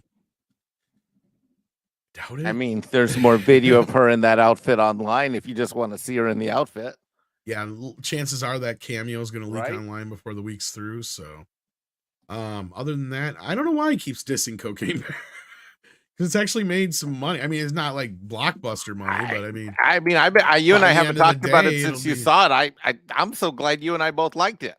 I didn't hate. Maybe it was because everybody was shitting on it so much. I'm like, what are they talking about? I thought this was all right. Sure, it needed a good rewrite. You're not wrong about that, but the bear stuff was fine. Like, I'm like, even the effects weren't that horrible, right? Like, for the most part, I'm just like, yeah, I see exactly what this is. It's making fun of the old 70s Animals Gone Wild movies. Yep. Basically.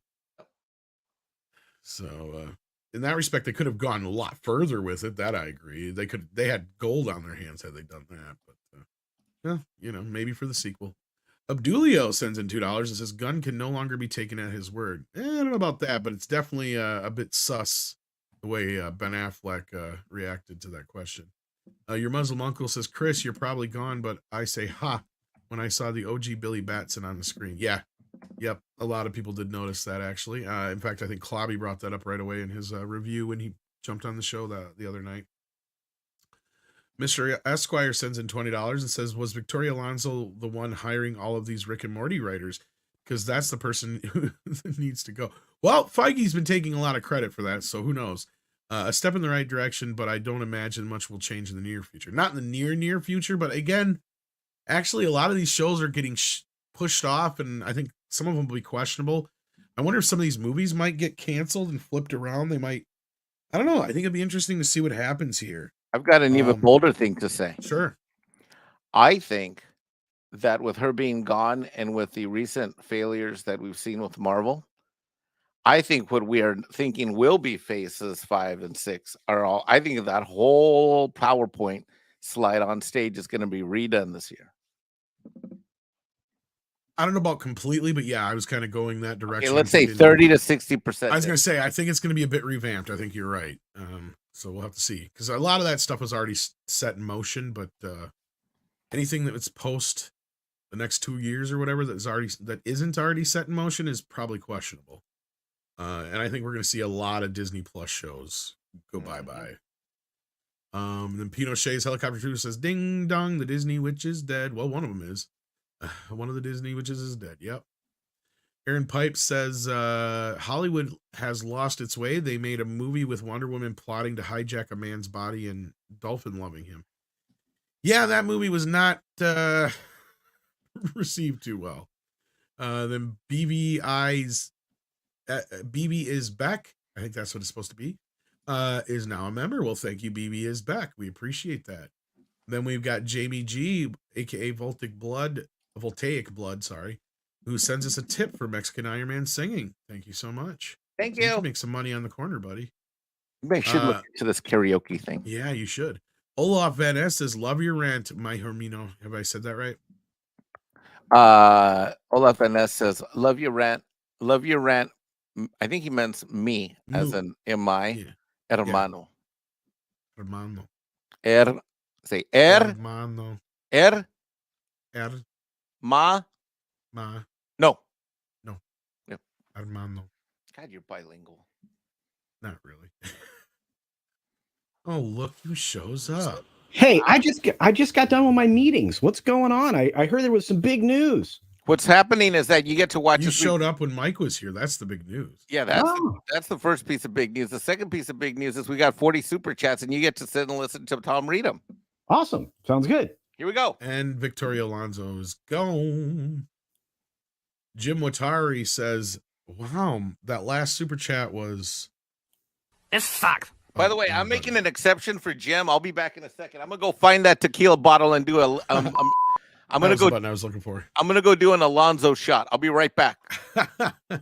Be back Okay, in Jim, 1 he's gonna minute. drink This one is for for you, you. Jim. All right, G-Dog also sends us a super sticker. Thank you so very much. And G-Dog sent us, let's see here. I'm sure it was a thumbs up or it is a thumbs up. Thank you so much, Six, for letting me know in the background. And thank you, G-Dog. If you haven't hit that thumbs up yet, please do.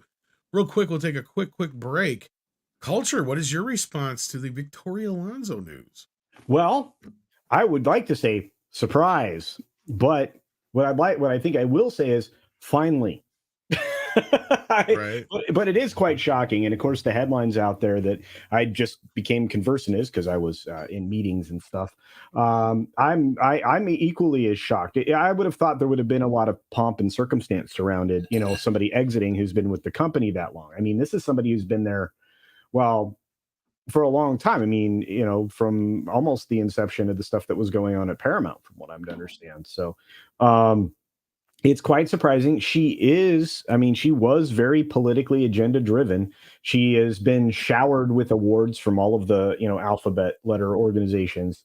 And he basically would have been a media darling in a very woke studio.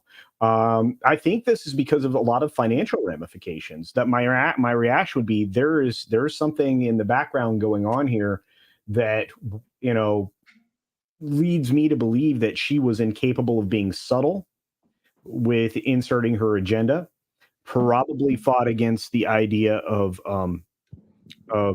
leaving the X-Men alone and allowing, characters to be characters, and probably was a primary force pushing for A-Force and other things that essentially were not consumable by the masses. So I think that's thumbs up, right? Yeah, totally. This is the official Midnight's Edge Monday congratulatory shot for Alonzo. I hope you don't have too much to do later on. Well, notice I normally fill it up to here. Right. So we're only doing it down. Okay. But celebration is in order. Ready? 3, 2, 1. Arriba.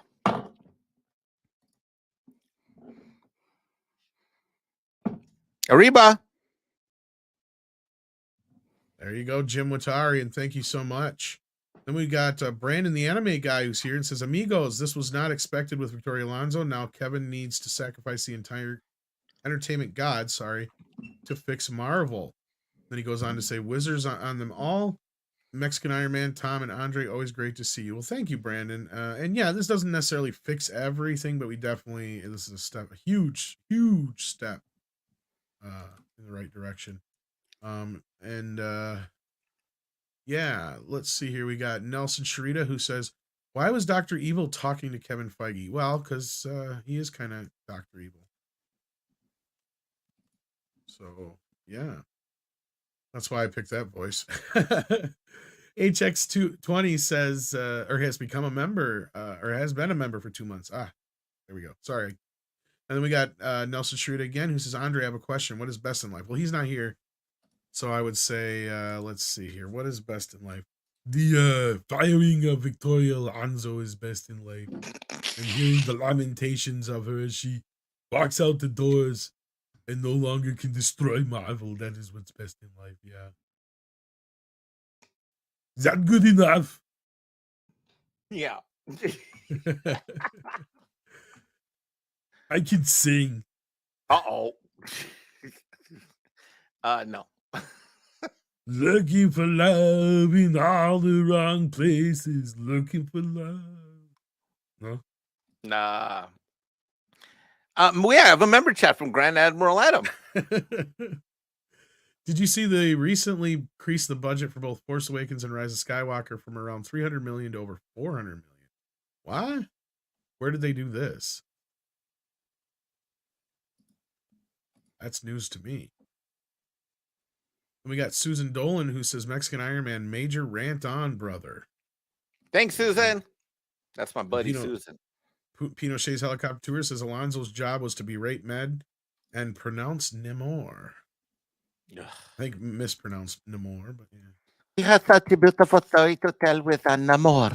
We Well, said, she is now. should we call Namor. him Neymar? No, we will call him Namor. I'm like, shut up. The Mike and Ayers also adds a ding dong. The witch is dead. The mutants. That's right. OC Giggin says, breaking news, Victoria Alonzo gone from Marvel. Yes, indeed, OC Giggin. We've been all over that. Megan J says, who do you think will take over for Alonzo? Nobody. Yeah, this is called cost cutting.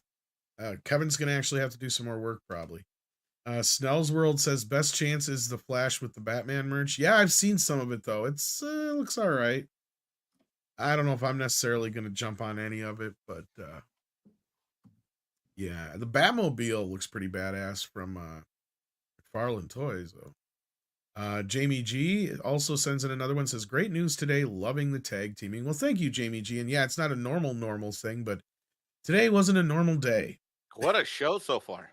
What an excellent show. And with that, we're all caught up. And I want to thank Six for all her help in the background. And all the other mods for all their help in the chat. And of course, Valient and Cameron and Chris from this morning and Culture, I guess we can thank him too. And of course, Mikey. Is there anybody else I'm missing who was on the show today? Oh, yes, Michelle. Can't forget that. Michelle from Force of Light, who will also be joining us tonight on Toxic Femme. And I'm sure the ladies will have plenty to say about this Victoria Alonzo business. I'm dying to ask Culture one quick question before we sign off. Sure do. Culture, could you give us some parting words on what you think from your perspective? Because you come from an industry perspective that is unique, without doxing you, obviously. What do you see? What does the future bode for us from your vantage point? And I mean this with all sincerity, because I think you have a very different angle in which you come into this entertainment planet. So give us some closing words on what does this mean for us, and what do you think the future holds? Well, like I said, I suspect, like everything right now at Disney, there's a lot of business thought process behind this. I think that being serious, they needed to clear room in executive positions that didn't have any need to be there in the first place. They absolutely invented a position for her, kind of like a holding spot for her to put her in some other position where she could even wield more influence. I think that much like all the other layoffs that are happening at Disney, they are going to do what they're doing in other industries and kind of cut the fat. So she was definitely non-productive in any way outside of being somebody who could espouse the message. Yeah. So Six go ahead. Sent me this in the background here, and this does at least give us two possible reasons, none of which are the ones that we brought up. So I'm assuming that this is a lot of guesswork here, because first they get into it about how they've never won a visual effects Oscar. Though the company has received dozens of nominations in that category, I don't think that they give a fuck about the Oscars, and they both have had, like movies like Black Panther and some other ones that were nominated. So I don't think that's a problem. Yeah, and this goes on to kind of say that maybe it was from the VFX houses complaining so much that she was a sacrifice, and also because she talked out against Bob Chapek. I don't think either one of those are a problem. Maybe the VFX thing to placate them. The only reason I can see that being a factor is if it's just because her story changes have been what have caused them to be overworked. And that is just such a tangential connection at best. That, because we already know Feige had been working like that for years. The real reason is brought the Marvel method into movies, but yeah. The real reason is what you said, which is that these things financially underperformed.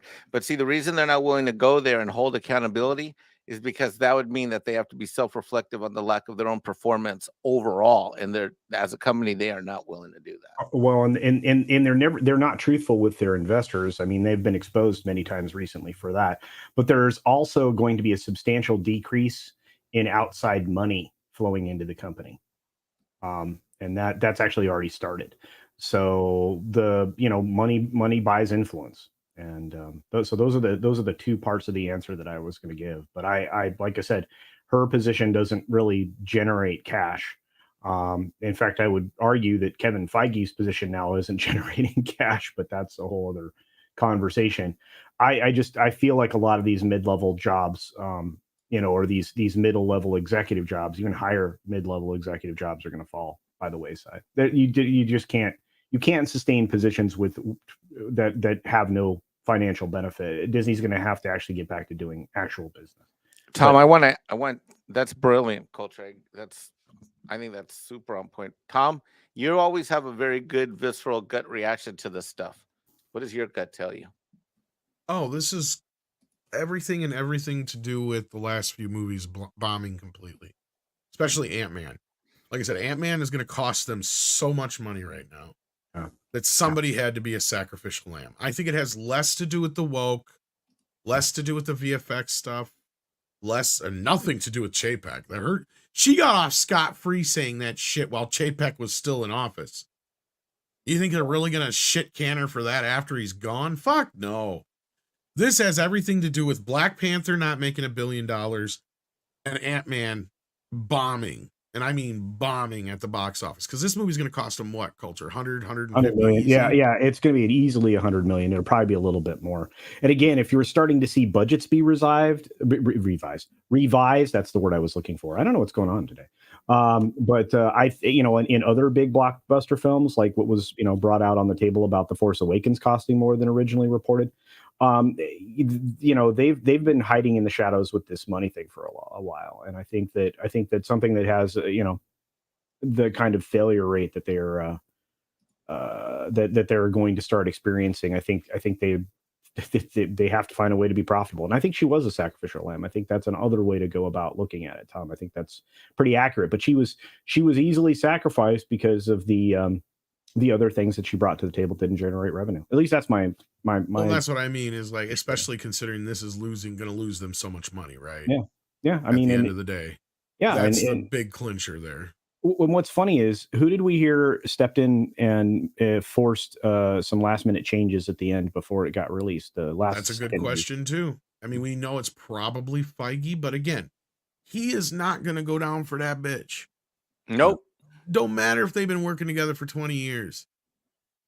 I think if it goes that high up, that means that shit has hit the fucking fan. I go back to that live stream that you had where you said, like, there was that Monday morning and you said there are some meetings happening in the Disney headquarters right now. And you brought it up 2 or 3 times, and I'm sitting there listening. I wasn't on the live show. I'm sitting there listening. I'm like, people that are watching the Midnight's Edge have no idea how right Tom is. Well, I said Kevin Feige is just lucky that DeSantis decided to do that the same fucking day, the Monday. Yeah. Culture, did you want to make one last comment about the BlackRock stuff too? Or well, no, just that because they are so heavily invested in Disney and they are having some interesting experiences themselves right now. Like I said, the wells have been drying up for a while. Financially, none of these companies are in the best shape. And look at whose credit ratings are climbing, and look at whose investment ratings, credit ratings, whatever you want to call them, are falling right now. And there's not a lot of media companies that are on the way up. Let's just put it that way. No. And as STR Red Wolf says, yes, we have reached that portion of the program where it is time for some koalas in the rain. So again, I want to thank everybody who's been involved today. It's been a hell of a show. It was a long one for us, but Jonas was also here. So check out Jonas's channel. Check out Force of Light. Check out Film Threat. Check out Culture Casino. Check out Valiant Renegade. Check out Cameron's Patreon. Gosh, Mikey. Who else am I missing? Mikey's a YouTuber now. No, what? What? No. WDW Pro. WDW Pro has been in the chat. Cameron's Patreon. Can we promote Cameron's Patreon? I just did, but yes, go ahead and say it again if you'd like. Oh no, I'm just thinking. Oh, Culture Casino. We brought him up too, but that's all right. He got me, and I'm good. I was late. I was tardy. All right. Can we thank this amazing chat for sticking with us? We've had between 1,300. Yes, that's who I forgot to thank. And 1,700 people strong. I want to thank all the mods. I want to thank all of you for kicking butt. I want to thank all 1,300 to 1,700 of you that have been in and out of here for the last 4 hours. And I want to thank Six, who has done an amazing job as always of running this track meet behind the scenes. And it is a track meet. Definitely. Some days it's a marathon. Some days it's a track meet. Yes. Yeah. But it's Paulus Plain sends us in another very generous 100 Norwegian krone and says non-woke good films of power. Hot Shots 1991. Demolition Man 93. Demolition Man is one of those movies that is aging like a very fine wine. Yeah. Like we're talking vintage, like hella fine wine. Yeah. Dread 2012, X-Men Days of Future Past. I haven't revisited Days of Future Past since it came out. So I'm just curious how that one's aged since then. But yeah, the rest of these I can definitely get behind. You know what other one I would add? Hot Shots Part 2 is actually one of those rare sequels that I would argue is better than the original. Somebody I want to argue with me, go right ahead. But I think Andre would agree with me if he was here. So speaking of Andre, he would say with that, but Jonas sent us a super chat. Thank you, Jonas. Said, did I miss anything? Well, if you were away, then you definitely did, but I think he's being sarcastic. But assuming I think you've been kind of listening in the background this whole time, yeah, I'm sure you're aware of the big news going on right now. And if you want to pop back in for a second or two and give us your thoughts on that, please do. But no, he's busy. We're going to close. I figured he was busy, so we're going to call it just the same here. But you got a minute or two to hurry your butt in here if you're going to say something. Now's the time to do it. But yes, again, thank you to Six and Mikey, of course, for hopping in here and helping out at the last minute as well, and all the other mods in the chat. And you guys out there in the chat, thank you for everything. If it wasn't for you, we'd be talking to ourselves. If I had to sit here and talk to culture all day, I'd probably go nuts. But as ActionCom says, because he's probably sick and tired of waiting for us to get done, because he does all the time codes. It's like, Tom, show over. Indeed. And Morgan King has been a member for 18 months at the Crom level and says should get a pay raise. Well, the only way we get a pay raise is if more people watch our videos, like the video we dropped this morning. So do yourselves a favor after the show and check that out if you haven't already. And then check out the rest of the channels that we were able to have on today, including the best YouTuber I know, Mikey. What? No. Stop that. Stop. What? You stop that right now. All right. Thank you, everybody. And as Andre says, it is time for koalas in the rain. Koalas in the rain. Koalas in the rain. No fucks given. Koala. Koalas in the rain. Koalas in the rain. No fucks given.